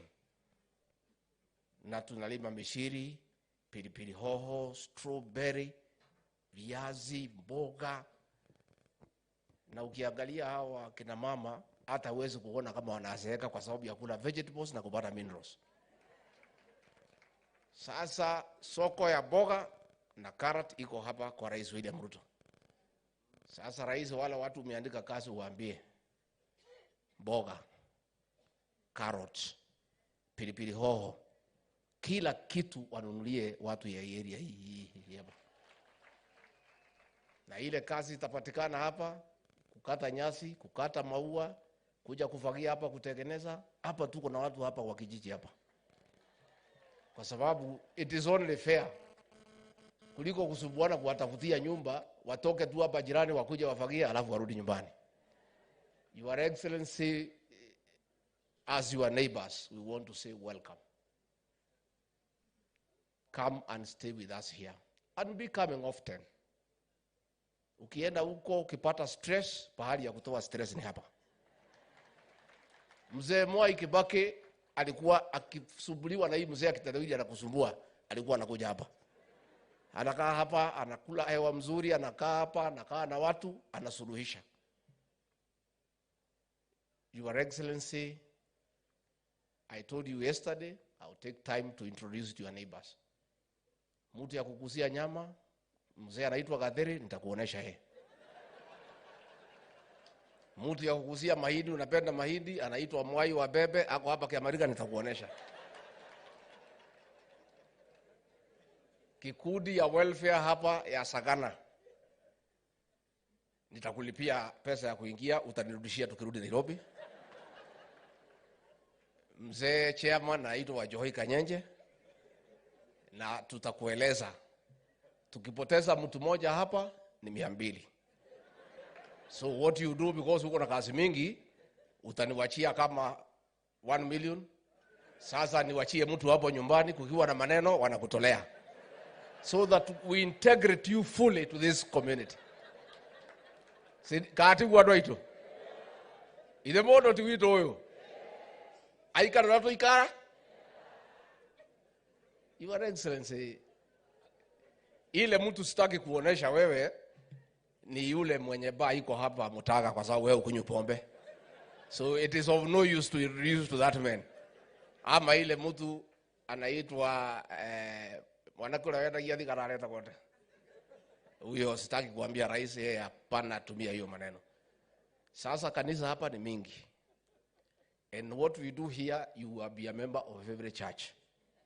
Parish iko hapa Kaviroine, I will introduce you to the father. Reverend wa PCA anaitwa Reverend Mwikomi, nitakujulishana na yeye. Watu ya SDA ukija Saturday, I'll introduce you. Tuko kanisa hapa almost 49. So within your 10 years, although huwezi fika zote, kukiwa na maneno ya development, utanipatia pesa zingine niweke hapo nyumbani, ninatumana. Because that is the way we live here. Na hii watu watakuambia, these people will tell you, Excellency, hakuna boma hata moja imekuwa na maneno nimekosa kufika ama kutumana. Kweli ama uongo? Hata siku Uhuru alinyang'anya pesa yangu akafungia, I still tried to touch each and every home. And that is how we have lived here as a society. So you are most welcome. Na Mama Rachel akija pia, kikundi yake ya hapa Kahiti tutamuingiza, ya kununua hema, si ndio? Mama Rachel aigirio kikundi ya timia, ndio tuishi mzuri na wewe rais. That is what we have missed. Wale walikuja hapa kuliko kutukaribisha ni kutupiga na tear gas, na kutupiga na kutuumiza for no reason. Mimi nilikuwa hii boma between 2013 and 2017, nilikuwa mwenyeji hapa. Ile mtu alipoleta salamu nikafukuzwa na hii watu. Na ndio unasikia hii maneno ya salamu tukiisikia tunakuwa na uoga. Mundu anarumo ni nyamu jiro ona kanyuko akekate. Ndio hiyo naona tuko na hiyo uoga, because we lived well here with our brother Uhuru Kenyatta. Very well. I would come here, tunaongea, tuna present issues. But when alienda kwa hiyo maneno, I don't know what happened. Up to today, I'm still confused. Because the man we know is not the one we got. Hii state lodge, Your Excellency, tumekuomba. Kwa sababu tumeanza na maombi. Please transform this state lodge to be a place of peace, love, and development. Because hii Ikulu ilitumika vibaya sana. Ilitumika kuleta uchochezi, fitina, kuhonga watu, kuchochea. Hata sisi tukashindwa kama iko hapa Sagana. We have never seen what we saw. Ilikuwa mkutano ikiitwa hapa kwa sababu nikiwa kwangu nasikia speaker. Maneno ikianza asubuhi ni matusi na fitina na uchochezi. Lakini watu hapa pia ni kichwa ngumu. Hawa Your Excellency, hawa ni kichwa ngumu. Sasa unajua tuliongea na hawa tukaona sasa siku za uhuru siku karibu kuisha. Amnakuja hapa kila siku BBI anatoa pesa, watu wanakula, wanaenda. Na watu ya hapa wanaangalia, wanang'edhia tu. Sasa ilipofika ile Sagana 3 ya mwisho, tukakutana tukaongea. Tukasema hii mtu hii pesa yote itakuliwa kama sisi tunaona. Tukaambia watu saa 6 ya usiku wafike. Sasa ile chakula yote ilipangiwa wageni ya BBI na pesa, kabla wafike au wakafika wakakula hiyo chakula yote, wakachukua pesa na wakahama.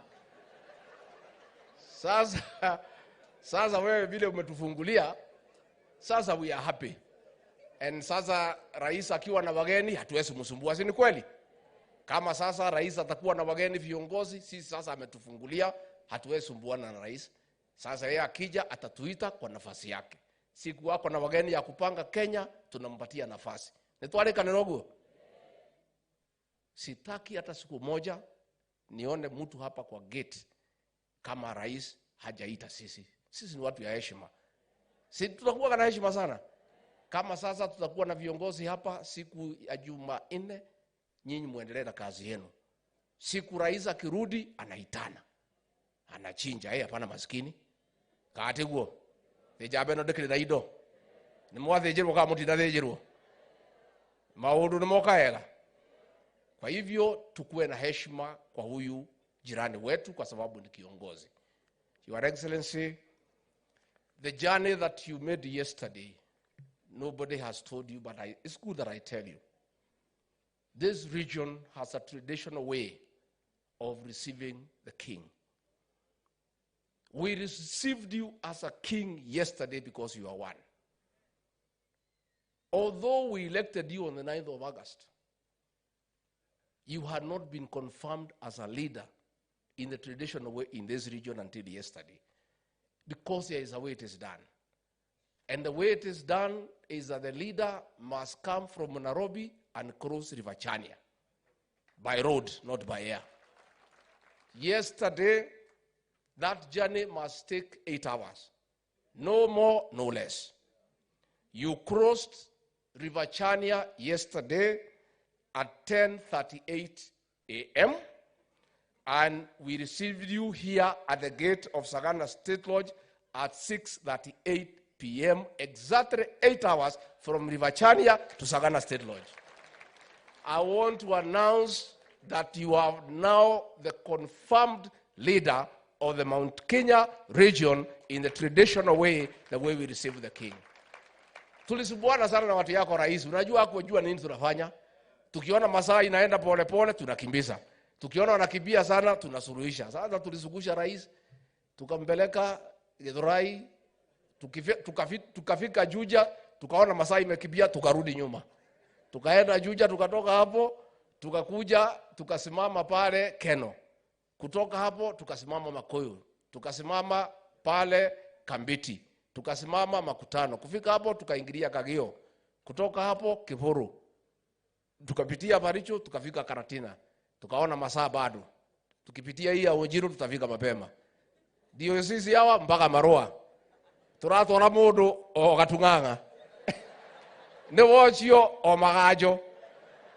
Tuona mathani marathi muno, tukaambia watoto ya Heriga Secondary wamsimamishe hapo waimbe kidogo masaa ifike. Ndio huyu o Heriga. Mundu ni wocio o Kiamariga. kuma kia marigano wasio oko ndio tukafika hapa 638. Your Excellency, for us in this region, we made a conscious decision, and it was not an accident, by design and careful political calculation. We had two choices. President Uhuru Kenyatta, our leader, whom we respect and adore, and is still our leader from this region, chose one route. Kasema tufuate mzee maandamano. Tukamwambia haiwezekani. Akajaribu kutulazimisha, tukakataa. Akaita watu hapa, akawahonga, wakakula pesa yake, wakamwambia haiwezekani. BBI alikuja akapatia hapa, wakaweka pale nje kwa gate. Ndio wachukue pesa. Na tuliambia watu hii pesa chukueni. Ilikuwa naletwa na kibicho na magunia. Your Excellency, wao watu wakatishwa. Watu wakafungwa, wakafukuzwa kwa viti. But the people of this region had two choices: to go with the past and the future. Na Your Excellency, hawa viongozi na washukuru sana. Huyu Kimani Ichung'wah, Dede Nyoro, Alice Wahome, huyu Anne Waiguru, huyu Faith Getau, we sat down and we weighed the options. What Uhuru Kenyatta was telling us to do and what we thought is right. We analyzed the situation and what would be the best option for this region. And we were convinced by experience, reason, and proven track record that William Ruto, the doctor, had a plan to transform the economic fortunes of our people. And that is why we made that decision. So, Your Excellency, we want to say, nimeona watu wakipiga kelele ati sisi ni wengi kwa serikali ya William Ruto. Yes. By choice, by strategy, by design. Yes. Si tulikaa chini tukapanga. Hii maneno ni ya kupangwa. Na mimi, I want to confirm to Your Excellency from the bottom of my heart, we have trusted you and you have earned our respect because you have been very good to us. And the things you promised us, you have done. Na hakuna pahali sisi tuliandikania na wewe. Tulikuamini na ukatuamini. Tukakwambia sisi tutakupigia kura. Na wewe tukaagana, ile yote tuliagana umetufanyia. Sasa wanasema tuko na mawaziri wengi, tuko na PS wengi, tuko na chairman wengi. It is the way it should be, because even by population we are also many. Na kama wako na shida sisi ni wengi kwa serikali ya William Ruto, wajue pia hata kamiti sisi ni wengi, waseme tufunguliwe tuende nyumbani. Yeah, si ndio? Kaati huo. Na sisi tuko kamiti kwa sababu sisi ni wezi. It's only that we are many by population. So adwanyoba yito ni mwakena ni kuona jabeno. Ni mwakena. Pio. Ni mwakena ni kumuhigo na goko. Sasa tumefanya, tumekula, tumeomba. Kazi inaanza leo saa 8. Tutakuwa na mkutano na rais na wabunge na maseneta na maminister na PS na watu ya parastato kupanga maendeleo ya eneo hili leo saa 8. Unajua walikuwa wananikashifu hii watu ya magazeti niliposema wewe ukiwa rais utatufungulia hapa tukule mchele na nyama. Ndio. Ngaragude hoya wohoro. And traditionally you cannot talk to your visitors before you have fed them. But these characters do not understand me because they don't come from here. And they don't know the way we do our things. Tulikuwa tukule ndio sasa tuweze kupanga nini? Maendeleo. This evening tutakaa na rais tupange mambo yetu. Siku ya Jumanne magavana wote 11 watakaa na rais wapange maendeleo. This Sagana State Lodge ndio itakuwa the seat of government in this region kupanga development ya area hii na ya Kenya. Na kwa hivyo nyinyi msikuwe na wasiwasi, tuko hapo. Sasa wapi minister wetu, simameni. Ministers, CSs, stand. All CSs, PSs, simama. Chairman of Parastato, simama. CEO, simama. Bas, nimwakeona. Tulikuwa kaa tutire kuo. Eh? Yes, please sit down. You know, these people are accusing me and Ichongo and Dede and Alice that we don't know what we are doing. Ati watu wamechaguliwa bunge juzi, wanapeleka hii watu ya Mt.Kenya wapi? Wanafuata Ruto blindly. Oh, watu ya Mt.Kenya watapata nini? Sasa mlikuwa mnafikiria sisi ni wajinga? Hata kama mimi sijasoma sana, kuna kitu mimi najua. Si mnajua masomo yangu ni kidogo. Si nisoma hapa Kabironi primary hapa. Sasa sisi tulipanga vizuri. We discussed with our president and we agreed on our participation in his government. And that is why we have men and women of substance. And he has also picked competent people so that we are represented in his government because we are shareholders in that government. Walijaribu kusema huwa anasema na serikali ya shares. What I meant, and I want to clarify, ya kwamba uwezi vuna pahali hujapanda. Na uwezi panda mahindi uvune maharagwe. Kati guo. Yes. We are in this government by right and by choice. Na bado rais tulikupatia 47%. We are planning now to give you 70%, utuongeze viti bado tosha. Hii ni kidogo. And I want to say thank you. I want to commend our CSs. They are doing a good job. Especially our son, Professor Kindiki. Wewe ngangana na hii watu professor. Wewe wanajali. I mean, and I want to really say, ministers and PSs, adopt the Kindiki style of management. That once you focus on what you want to do, nothing can stop you. You know, and I am really, Your Excellency, very impressed by the Kindiki style of management. Akiamua ni hapa, hata kama ikuta anapitia hapo. And mimi pia ni mtu hapo. Hii kahawa na majani chai na maziwa nimepatiwa na rais nitafanya. Finally, Your Excellency, sisi tulikuwa hapa tumelemewa na pombe na bangi. Ukaniambia nijaribu kusort. Tumeshikana na Kindiki na IG Kome, tunajaribu kupambana na pombe na bangi. We have succeeded 70%. Gari imebaki 30%. Na tutatatua kwa sababu even as we do coffee reforms and tea and milk and other areas, nani atafanya kazi kwa hiyo shamba? Affordable housing, Your Excellency, unatuletea nani atafanya? So we must make sure that we remove our boys from toxic alcohol and poison that has been brought to this area. Nenyanyite jo yanini? Nenyanyite. So it's okay, Your Excellency. Tutajaribu pahali tutaweza. Na mimi I want to assure Your Excellency nikiwa nyumbani, I will not let you down. Watu wanajua mimi ni mtu ya kazi, wameniambia nikusaidie. Mimi nangangana, univumilie tu vile niko. Hata saa nyingine kama kizungu hapana fika ile standard unapenda, unisamehe tu. Ni hii ogeshagi ya hapa Monyoro village. Na mimi niko mnichukue tu vile niko rais. Unajua sasa hii akinaweta wakija ofisi yangu wananiumiza na Kiingereza. Lakini mnikubali tu the way I am because mimi ni mtoto hapa. Ugo no ugo dasha liro no ugo dana liro jaragio ugo tu muhoni wage shagi. Adwa nyoba itu. Adwa nyoba itu. Twashokia gatho. Na twashokia gatho. Ni mwatu wekire wega na jabeno. Na twari ohoro wa ma tutiare handu hega. Tani ere ndari handu haceke. Andu aya mangirago Friday makahingira nginya mandi. Na riu nake kumenya Ngai ndari angimari. Na ndakomaga kayore ri. Thigari iria ciangiraga ri nicio cinangagira.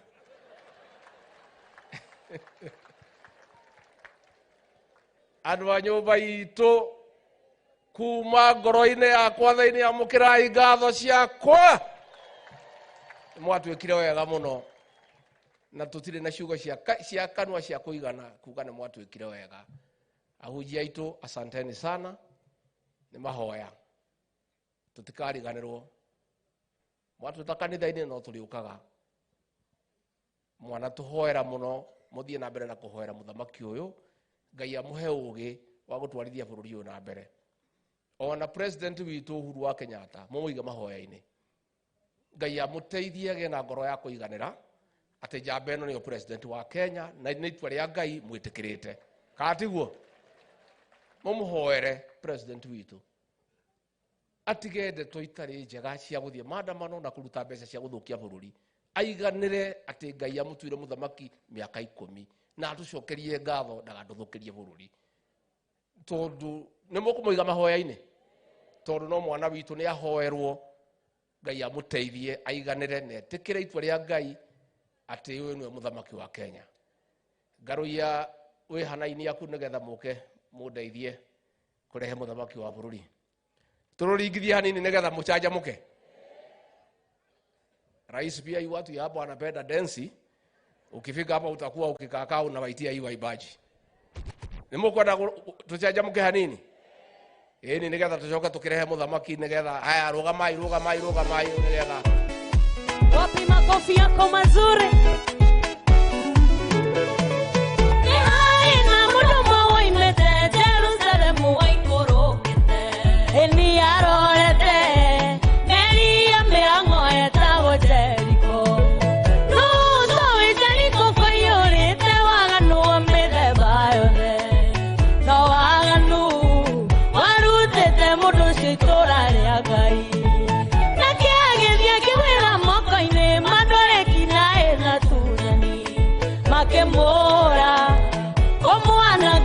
Wapi makofi yako mazuri?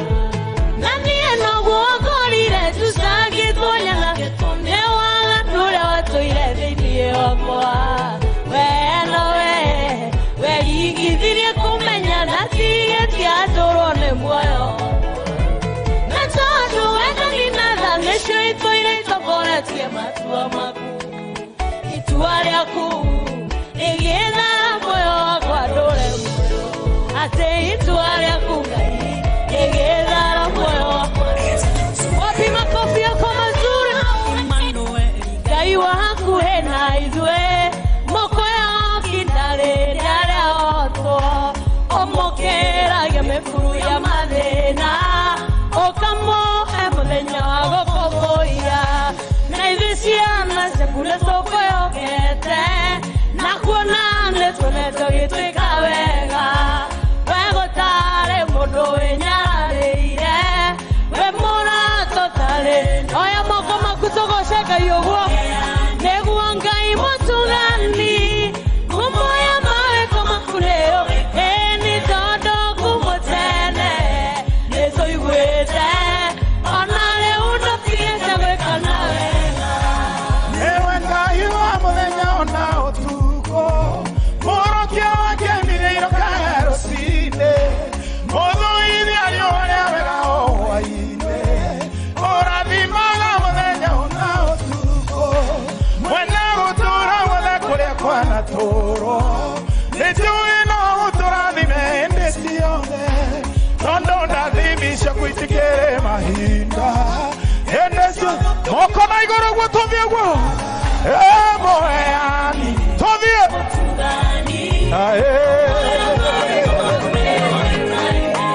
wapi makofi ya juu twende?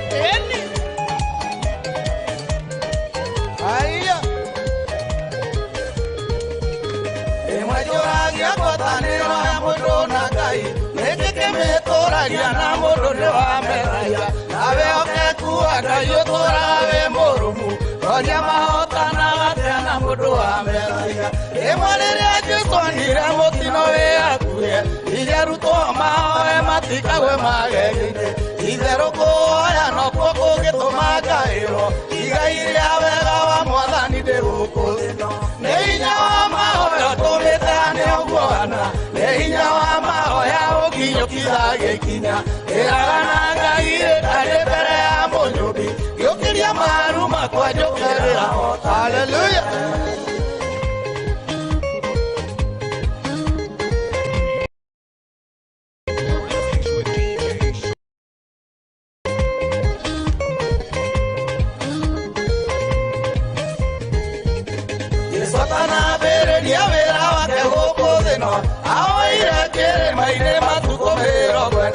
Ihoya rĩgĩtũmetirie magerio makoma one mũrũa Ngai-inĩ ihoya rĩa mũteithirie karĩ maita maigana ndanokĩra ndĩ mũmaku ndarigwo tondũ rĩu nĩgũtua kwambĩrĩria iragirĩte ngaũrĩ ũthimũ ngahagũrwo ngaigua ta ingĩcoka mĩregeti nĩngakwĩra nĩ hinya wa mahoya tũmĩte nĩ ũguoana nĩ hinya wa mahoya ũkinyũkithagia ikinya ĩrana Ngai rĩtarĩ mbere ya mũnyũmbi njũkĩria maru makwa ndĩrĩire kanitha Filipi ĩrĩa ohetwo nĩ ũndũ wa mama nĩacokagia ngatho nĩ ngwatanĩro yao nĩ ũndũ wa kũmwenda nao wapi makofi ya juu kila moja weka mikono juu akamũhoera ngwatanĩro ĩrotũra na wendo wĩingĩ wa kũgwatanĩra na nĩ ũhoro wa maana kũrũĩrĩra uko nyuma wapi shangwe na vigelegele haya mwĩ tayari kwamũkĩra mũthamaki witũ atimia mwĩ kuo nĩ mwĩ ngemi kana nĩ mwariganĩirwo rwa mbere rwa kerĩ rwa gatatũ rwa kana rwa gatano. Tumkaribishe Rais wa Jamhuri ya Kenya Daktari William Samoei Ruto. Asanteni sana. Tafadhali tunaweza keti chini. Thank you. Mheshimiwa Naibu wa Rais wa Jamhuri ya Kenya, waheshimiwa viongozi wote, maaskofu wetu na wachungaji, pamoja na wananchi wote wa Nyeri County na Mlima wa Kenya, hamjambo. Hamjambo tena. Andũ aitũ moriega. Moriega rĩngĩ.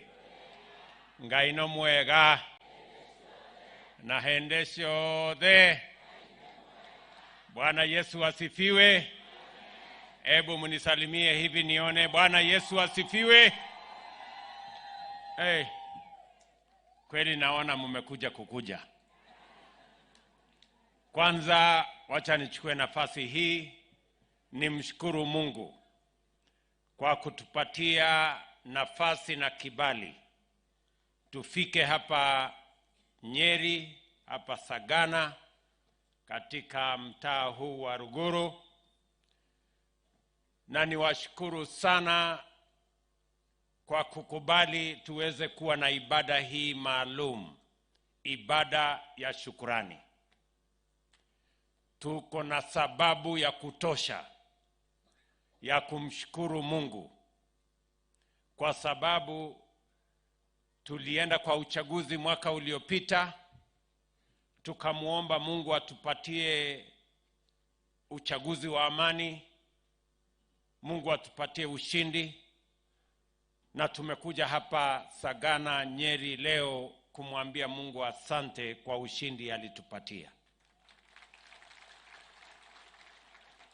Kwa niaba yangu na hawa viongozi wote waliochaguliwa, ma MCAs wetu, wabunge wetu, senators, women reps, governors, huyu Muungwana Rigiji na mimi, kwa watu wa Nyeri na watu wa mlima, tumekuja kuwaambia asante sana kwa kutupatia nafasi ya uongozi.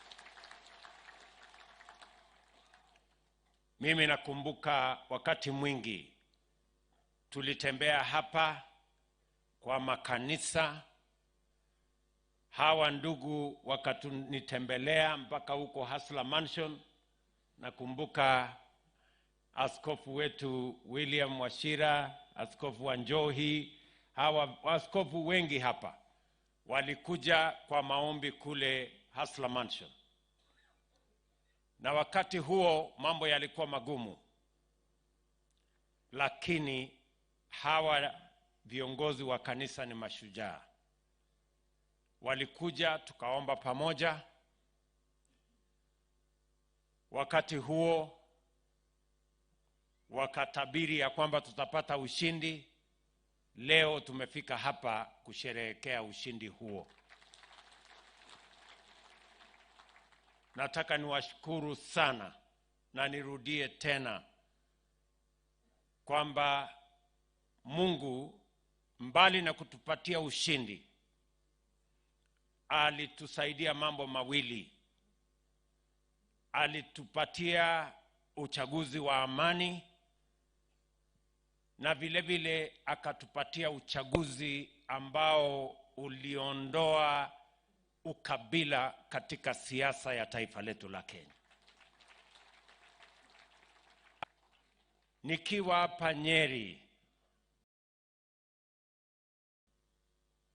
mahali kuna Mt.Kenya, mimi nataka niseme kwa niaba ya Mlima Kenya,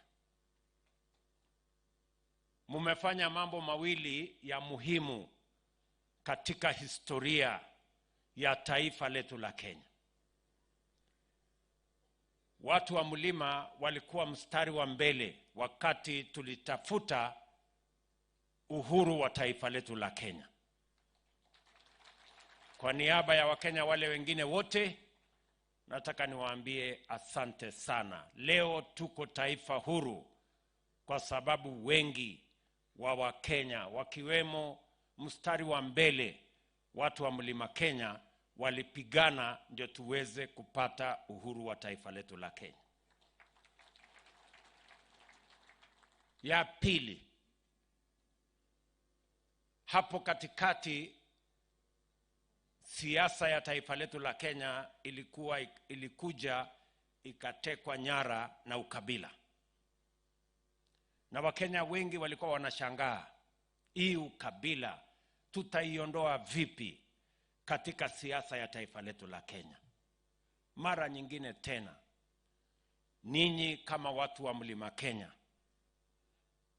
bila ya Wakenya wengine kufikiria ama kupanga,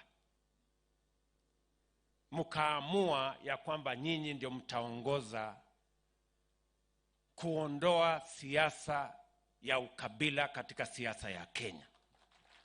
And I want to say in a very special way, the people of Mt.Kenya did the unimaginable. They did the unexpected. Watu wengi hawakuamini ya kwamba watu wa Mt.Kenya wanaweza kumpigia kura mtu ambaye si wa Mt.Kenya karibu 90%. Na mimi ndio nasimama mbele yenu kusema, on behalf of the people of Kenya, you have made our country proud. That in Kenya today we can say we can vote for a leader, we can vote for a party devoid of our ethnicity, and that we have put our nation on a new trajectory, that Kenya will never be the same again. We are going to be a different nation. Na nawashukuru sana. Nasema hivyo kwa sababu mambo mengi yalipangwa. Fitina nyingi zikaenezwa. Uchochezi mwingi ukawa kati yetu. Lakini mulisimama imara. mukakataa ukabila, mukakataa uchochezi, mukakataa chuki, nyinyi mtabarikiwa na Mungu.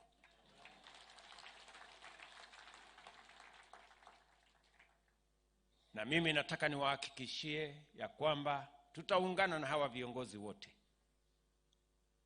tuweze kubadilisha taifa letu la Kenya, because we have a historic moment as a people. We have a historic moment as a nation to change our country and change it for good. Na mimi nataka niwahakikishie watu wa mlima na watu wa Kenya ya kwamba sitawaangusha.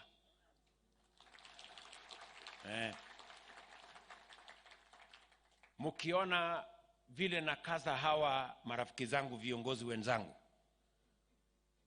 ni kwa sababu mimi sitaki aibu ya kuwaangusha. We will not fail you. Na ndio mnaona hii kazi tunafanya na bidii na kujitolea. Naona watu wengine wanasema nimekaza watu sana, lakini ni kwa sababu ile mmetufanyia, mahali mmetutoa, hatutaki ifike siku ya kwamba nyinyi mtasema ile juhudi yenu imeenda bure. We have to work hard so that we can justify the faith, the commitment, the sacrifice you have made to make us who we are. Na ndio nazungumza na hawa viongozi wenzangu kila mara, kuwaeleza ya kwamba kwa vyovyote, whatever it takes, we cannot fail these people. We cannot fail the people of Kenya. Na ndio mimi nataka niwashukuru sana. Mimi nimefurahi sana kufika hapa Sagana. Rigiji, deputy wangu, jana tumesimama pale Kiamariga hapo madukani. Ameni-introduce kwa watu wa hapa, watu wa nyumba 10. Ameni-introduce kwa ule mwangi wa Mbembe. Mimi nimekula mahindi jana, nimeona kweli anatosha. Ameni-introduce kwa mtu ya kuuza nyama. Na sasa mimi nitakuwa mtu ya kijiji hapa. Ile maneno yote ya kijiji hapa, tafadhali msinisahau. Wakati mnaitana, munitumie salamu pia niweze kuwa kwa hiyo kikundi. Na niko na mtu yangu ya kunifikishia maneno, Rigiji yuko hapo. Nimefurahi sana kufika hapa. Mambo mengi ya maendeleo ya taifa letu la Kenya na hasa ya mlimani hapa, nitaketi chini na hawa wabunge na magavana wetu na mawaziri hawa, tuketi hapa tukubaliane mambo ambayo tumeandika katika mpango yetu ya plan ya kupeleka Kenya mbele. Nataka niwahakikishie maneno ya kumbukumbu la Torati ama Deuteronomy 28 mstari wa 12, kwa sababu tuko kanisani. Inasema Mungu atatufungulia hazina yake. God is going to open his good treasures for us. Inasema Mungu atatupatia mvua kwa wakati wake. He is going to give us rain in season. Inasema Mungu atabariki kazi ya mikono yetu. God is going to bless the work of our hands. Na inasema jambo la 4 kwamba sisi kama nchi hatutakopa tena, lakini tutakopesha wengine. We will not borrow, but we are going to lend. Hiyo ndio nchi ambaye tunasema hapa mlimani Mungu ametuahidi. And we have no reason not to trust God. Na ndio Bishop William ametuambia tunavuka hiyo upande mahali hiyo maneno iko. Mimi nataka niwahakikishie tunafanya bidii na hawa ndugu zangu, deputy wangu, mawaziri na wale wengine wote, ma-PS wetu, tunafanya bidii na wao. Niliwaeleza ya kwamba kazi yetu ya kwanza ni kudhibiti uchumi wa taifa letu, to stabilize the economy of our country. Kwa sababu tulikuwa pahali hatari sana. Mahali madeni ilikuwa nyingi na mpango wa vile tutayasuluhisha hatukuwa nayo kikamilifu. Napenda kuwaeleza ya kwamba we have stabilized the economy of the Republic of Kenya. Tumehakikisha ya kwamba mambo ya kukopa madeni kulia, kushoto, mbele na nyuma na juu na chini tumekomesha. Katika budget tuliyopeleka bunge, huyu nilimwambia huyu kijana Ndindi Nyoro, kwa sababu yeye ndio chairman wetu wa budget, nikamwambia hakuna budget itaenda kupelekwa bunge ya madeni. Tukaondoa madeni karibu nusu trilioni ambayo ilikuwa imewekwa huko, tukaondoa. Tukasema we must build this country on the solid foundation, not on the foundation of debt. Na tumedhibiti uchumi sasa.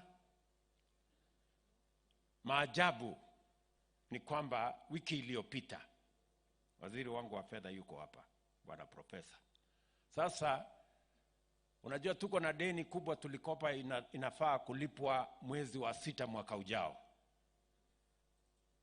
ya $2 billion huko mwezi wa 6 mwaka ujao. Sasa wakati tumeketi chini tumepanga na tumesema hii deni hatuwezi kungoja mpaka next year. Tumeanza sasa kuipangia vile tutalipa mapema. Sasa wale watu wakora wanaitwa credit rating agencies, wale wamezoea kutumia ukora kuongeza madeni yetu. Wakasikia tuko na mpango ya kulipa deni kabla haijafika siku yenyewe. Sasa last week wameandika mabarua kulalamika, mbona Kenya inataka kulipa madeni mapema? Mbona sasa kwa sababu walikuwa na ngoja ati to default tuko mbele.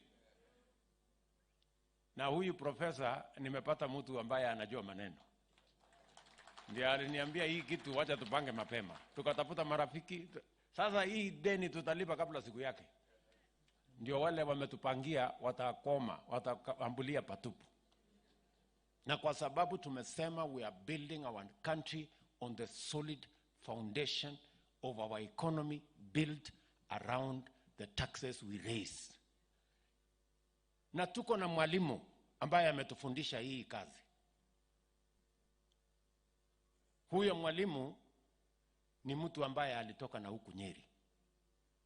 Mnajua mzee Kibaki wakati alichukua usukani kama rais, tulikuwa tunakusanya bilioni 200 kama taifa. Akatuambia tulipe ushuru. Nyinyi mlisikia, nyinyi mnajua. Lipa kodi. Hiyo ndio ilikuwa lugha ya mzee Kibaki. Akatusukuma wakati alikuwa anaondoka baada ya miaka 10. Tumetoka 200 billion tumefika 1 trillion. Tumeongeza ushuru yetu 5 times wakati wa mzee Kibaki. Nyinyi mnanielewa? Sasa mnafikiri mimi nitakosea nisifuate hapo kwa mzee Kibaki mwenye alitufundisha nchi inajengwa na kodi, nchi inajengwa na ushuru, haijengwi na madeni. Hapo ndio tuko. Hao ni hotori. Sio kama tunaelewana. Na mimi nilifanya kazi na mzee Kibaki. Na ndio nikiwa waziri wake wa fedha wa kilimo ndio aliniambia tafuta mbinu ya kuteremsha hii bei ya mbolea. Na mnajua mbolea ilikuwa 6,000 siku hiyo, tukaleta mpaka 2,500. Ndio hapo nimefikisha tena kwa sababu ya masomo ya ule mzee alikuwa mbele yetu. And that is the direction we are going to take our country. Tumekubaliana kwamba we are having vile neno la Mungu limesema, Mungu atatupatia mvua kwa wakati wake. Nakumbuka tukienda Nyayo Stadium na Pastor Douglas hapa na maaskofu hapa, tukaenda tukaomba pale Nyayo Stadium.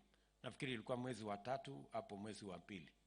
Watu wengine wakatuchekelea wakasema, angalia hawa, ati rais mzima ameenda Nyayo Stadium ati kuombea mvua. Lakini Mungu ni nani jameni? Tulipata mvua, hatukupata mvua. Leo kwa mvua Mungu ametupatia, kwa mpango ambaye tumeweka ya kushusha bei ya mbolea, leo tunangojea mavuno. Saa hizi ile kazi inanisumbua akili ni hii chakula iko shambani, sitaki iharibike. Na ndio nimemwambia huyu waziri wetu wa kilimo, si nimekuambia wewe Linturi, nimemwambia huyu kwenda tafuta dryers. Tunataka chakula ikitoka shambani tuwe na dryers, tupange mambo ya commodity exchange, wakulima wapate mahali ya kuuza mazao yao, na tuhakikisha kwamba hii aibu ya njaa tunaondoa katika taifa letu la Kenya. Kwa sababu jameni, kama Mungu ametuahidi atatupatia mvua kwa wakati wake, tutaendelea kuwa na njaa katika taifa letu la Kenya? Mungu pia ametuambia he will bless the work of our hands. Na ndio sababu kwa mara ya kwanza katika budget ya taifa letu la Kenya tumeweka mpango wa kusomesha watoto wetu, lakini vile vile for the first time tumeweka mpango ya ajira ya watoto wakitoka shuleni, wakitoka college, wakitoka university. Na ndio mnasikia tumeweka mpango ya housing, tumeweka mpango ya digital jobs, tumeweka mpango ya kuajiri vijana ambao watakaenda kazi zingine ambazo tumeongea na viongozi wengine wengi, because we want God to bless the works of our hands. Na lazima tuwe na mpango ya vile kazi itapatikana, ndio Mungu atubarikie hiyo kazi tukifanya. Ndio kwa mara ya kwanza Kenya watu walikuwa wanauliza hii kitu inaitwa finance bill imetoka wapi? Imewekwa mjadala Kenya mzima, iko kitu inaitwa finance bill.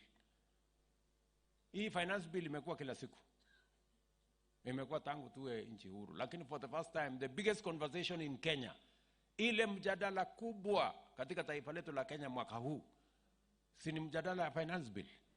Yes, because we are discussing the economy and we are discussing how we can run away from debt and how we can raise local resources and how we can create jobs for our young people. Katika hiyo budget, mbali na kupanga vile tutapata ajira ya vijana wetu wanahangaika kwa pombe na bangi na madawa, na tukiwatoa huko lazima tuwapangie kazi ambayo watafanya. Na ndio tumesema vile vile katika hiyo mpango ya budget, ile mambo yote ambayo tunaweza kutengeneza hapa Kenya, hatutaki tena tuagize kutoka nchi zingine. Tumesema simiti, na nimemwambia Moses Kuria, si unajua waziri, tumekubaliana na huyu Moses Kuria, simiti, chuma, furniture, sijui samaki, ile inatolewa sijui China na wapi na wapi na wapi, hakuna tena. Tutakuwa tunavua samaki Kenya, tunatengeneza furniture Kenya, tunatengeneza chuma Kenya, tunatengeneza simiti Kenya, tutapanua factories zetu, iajiri vijana wa Kenya, tujenge uchumi wa taifa letu la Kenya, ndio tuweze kuondoa umaskini katika taifa letu la Kenya. Mungu atatubarikia kazi zetu za mikono namna gani, ndugu zangu, kama hizo za kazi hatujaipangia? How will God bless us? How will God bless the works of our hands if our young people are jobless? Hiyo ndio mpango yetu. Na kabisa mimi nataka niwahakikishie ya kwamba mpango yetu kwa mambo ya kilimo, nilimwambia Rigiji, brokers, cartel, wakora, watoke kwa chai, watoke kwa kahawa, watoke kwa mambo ya maziwa yetu, tupange hiyo kazi ifaidi wakulima wetu. Amefanya mkutano ya chai, ameita watu wote. Amefanya mkutano ya kahawa, anapanga ya maziwa. Ndio tuhakikisha kwamba hiyo sekta yote tunaipangia vizuri. And I want to give you my commitment ya kwamba pale tunajua ndio inabeba watu wengi. Kilimo, tukisuluhisha matatizo yetu ya kilimo, tutaweka utajiri kwa watu wengi katika taifa letu la Kenya. And that's what we are going to do. So mimi nawashukuru sana. Hiyo mpango yote tumeipangia vizuri. Na Mungu atatusaidia, atatubarikia. Hawa maaskofu, mmesikia Pastor Dorcas amesema hii serikali ilipatikana kwa maombi. Na itasimamishwa na kuendeshwa na maombi. So muendelee kutuombea, muendelee kuombea taifa letu la Kenya. Na sisi tutafanya bidii upande wetu. Nataka niwashukuru wabunge wetu. Hawa wabunge wetu jameni, wapigie makofi. Wametupitishia mambo kule bunge, walikuwa wanapatiwa vitisho. Wanaambiwa so kitaumana, sijui hautarudi hapa, sijui utaenda wapi. Lakini because we know what we want to do, because our nation lazima tuibadilishe kwa mipango, kwa miradi, kwa mambo ya maendeleo, ndio mnaona tunashikana, tuko timu moja. Bunge wanafanya kazi yao, sisi katika executive tunafanya kazi yetu, wale katika judiciary wanaendesha mambo, na sisi wote tunataka tujenge taifa letu la Kenya. Mimi nataka niwashukuru sana kwa kutushikilia. Mimi niko hapa Mlimani masiku kadhaa, tutakutana kesho kwa shughuli ya mambo ya maendeleo. Najua tuko na barabara nyingi. Nimeambiwa na huyu wa Mumbi ananikaza sana, sijui barabara Kiamavara, sijui wapi nini. Hiyo barabara zote iko katika mpango yetu. Mtatupatia tuka nafasi kidogo tupange mambo ya raise resources. Mwezi moja, mwezi mbili mtatuona tumeanza hiyo kazi, na tunaanza kwa kasi kwa sababu sasa tuko na budget ambayo tumeipangia vizuri ya kupeleka mambo ya taifa letu mbele, mambo ya maendeleo ya taifa letu mbele.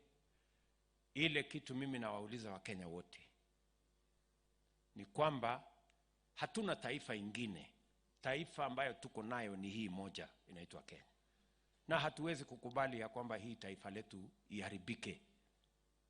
Sisi ni inchi, na ni vizuri niseme, sisi ni inchi ambayo tunafuata sheria. Sisi ni inchi ambayo imesimamia katiba. Sisi ni wanademokrasia. Na sisi ni inchi ambayo tunaweka amani na tunaweka umoja. Tumesema ya kwamba sisi wote tutaheshimu sheria, tutaheshimu katiba yetu, tutaheshimu demokrasia yetu. Ile kitu ambayo tumesema haitafanyika tena Kenya yetu ni mambo ya vita, kuharibu mali ya wananchi, kuharibu biashara ya wananchi, kuharibu mali ya umma, barabara na mali ingine ya umma.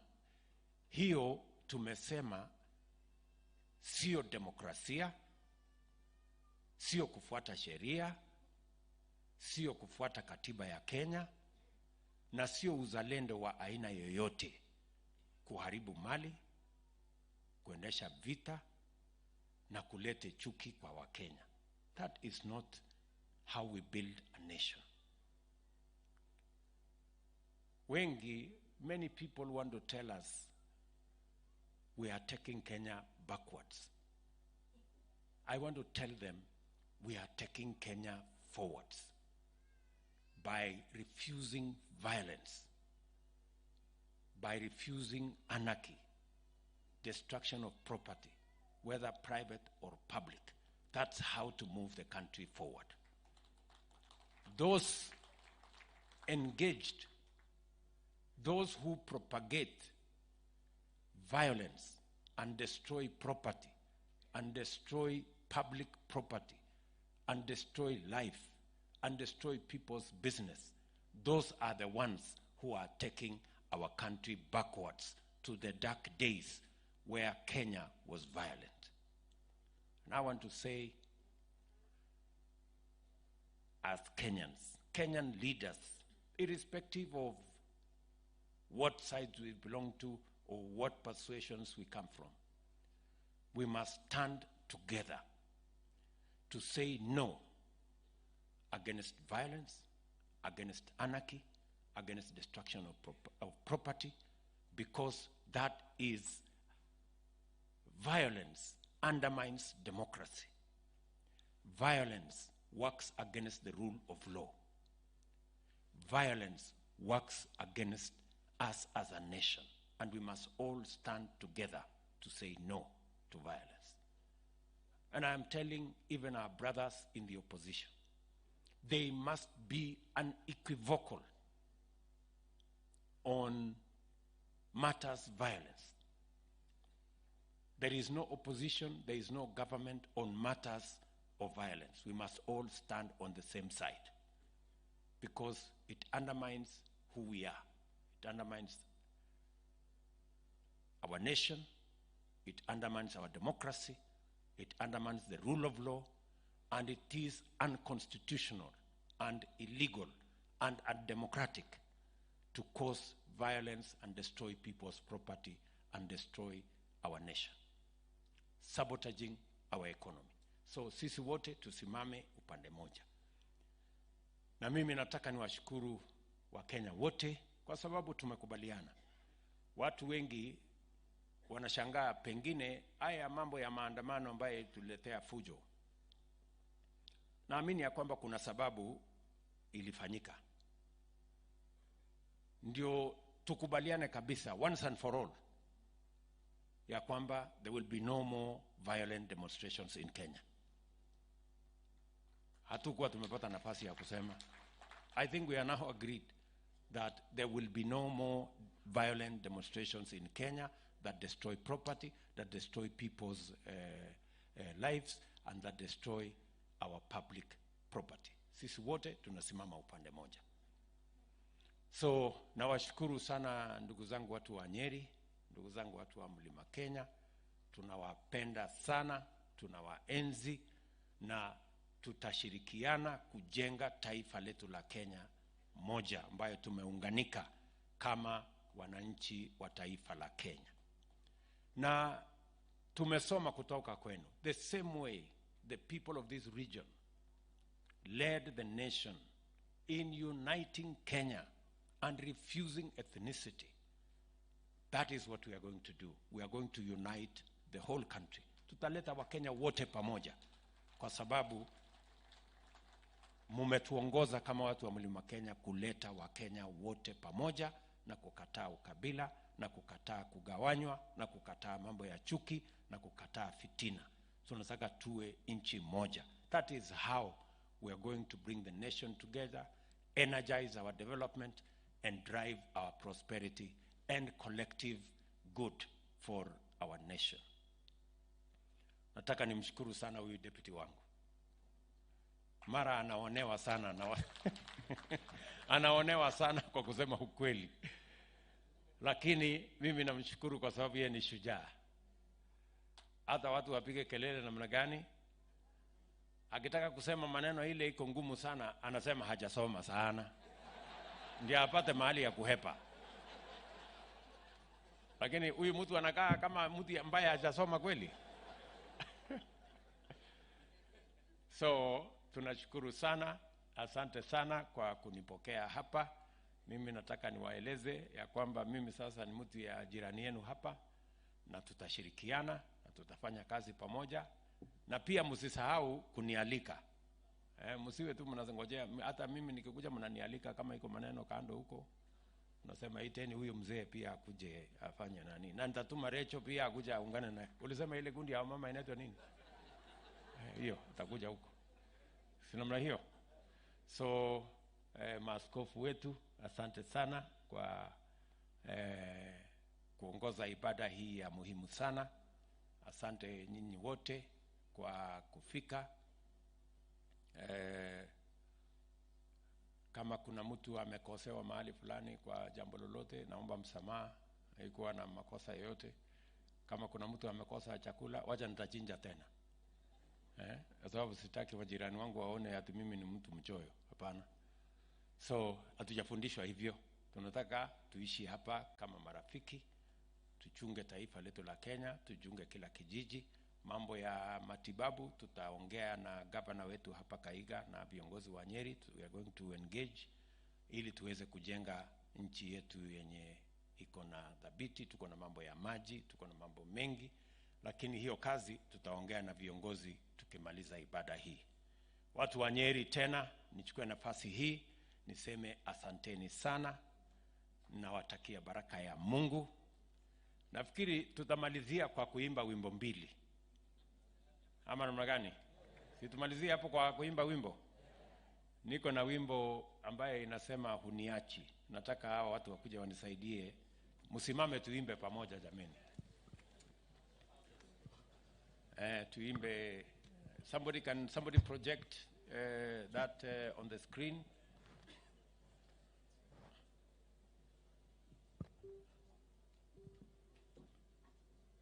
Hiyo. Haya, mtu atuongoze hapo. Wapi yule mama anajua kuimba vizuri? Na mpatie microphone yenye iko na sauti. Hiyo na microphone yake iko chini kidogo.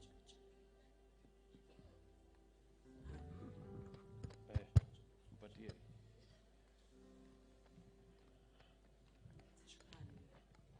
Haya, endelea. Umeahidi ewe Bwana huniachi hadi mwisho wa dahari, ulisema huniachi. Wewe ni Mungu uliye mwaminifu siku zote. Mimi ninaiweka imani yangu kwako Bwana. Umeahidi ewe Bwana huniachi hadi mwisho wa dahari, ulisema huniachi.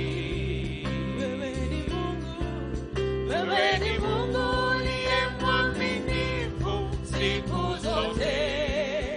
Mimi Baba, ninaiweka imani yangu kwako Bwana. Nipitiapo maji mengi ya moto huniachi. Unalijua jina langu wewe Bwana huniachi. Unatengeneza njia hata mito kule jangwani. Wewe ndiwe Alfa na Omega huniachi. Sema tena, nipitiapo maji mengi ya moto huniachi. Baba, unatia jina langu wewe Bwana huniachi. Unatengeneza njia hata mito kule jangwani. Wewe ndiwe Alfa na Omega huniachi. Umeahidi ewe Bwana huniachi. Bwana, mwisho wa dahari ulisema huniachi. Wewe ni Mungu uliye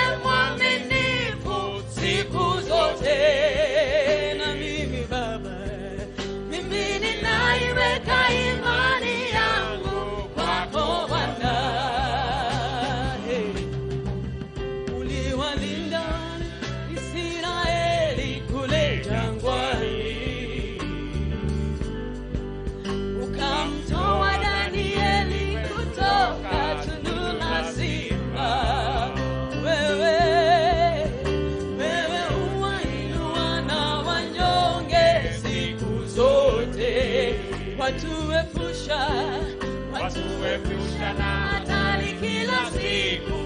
Usifiwe. Umeahidi ewe Bwana,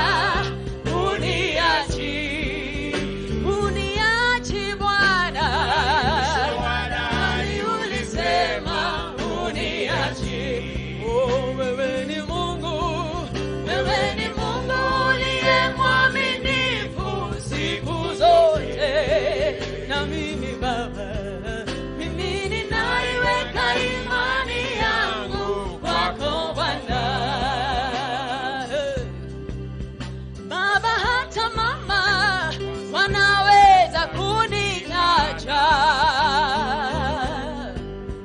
marafiki nao wanaweza nigeuka, mara kwa mara maadui wanizunguka.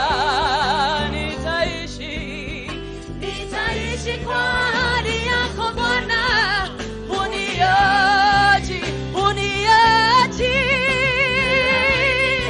Bwana, uniachi Bwana. Ulisema uniachi. Wewe ni Mungu uliye mwaminifu siku zote. Na mimi Baba, mimi ninaiweka imani yangu kwako Bwana. Haya, alafu tutaimba ngai wakwa. Ngai wakwa, ngai wakwa, Ngai wakwa wewe magegania. ngai wakwa, ngai wakwa, ngai wakwa wewa magegania. Ngai wakwa, ngai wakwa, Ngai wakwa wewe magegania. Ngai wakwa, ngai wakwa, ngai wakwa wewa magegania. we monene, we monene, We munene wa magegania. we munene we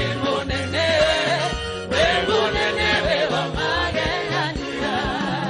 We monene, we monene, We munene wa magegania.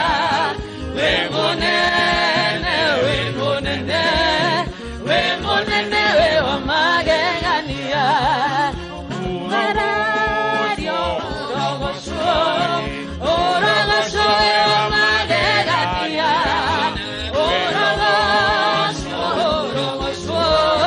Urogosho wa magegania.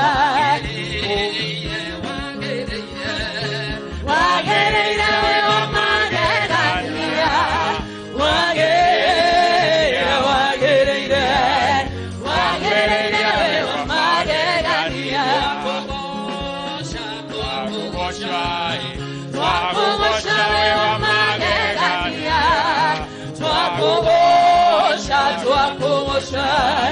Twakugosha we wa magegania.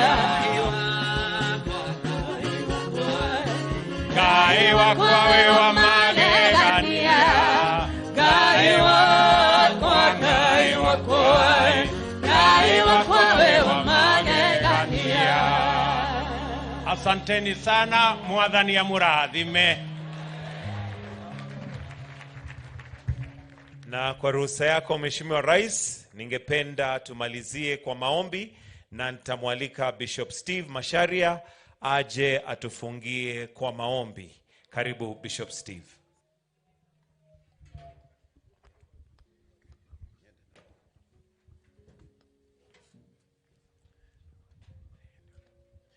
Tumekuwa na wakati mzuri sana na tunashukuru Mungu kwa wema wake vile ametubariki toka tulipoanza, na sasa ningetaka tuombe.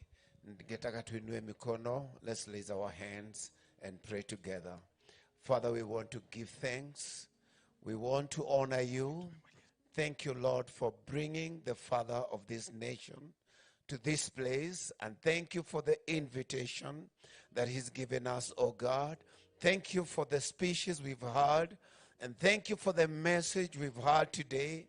And today we leave this place with great hope that, Lord, you're going to walk with us and make us cross the storm and get on the other side. We thank you for your servant who spoke so powerfully. And we thank you for all the messages we've heard, oh Jehovah. We know without your power, we can't accomplish anything. Without you, we can do nothing. But you've chosen this nation. You've chosen our leader.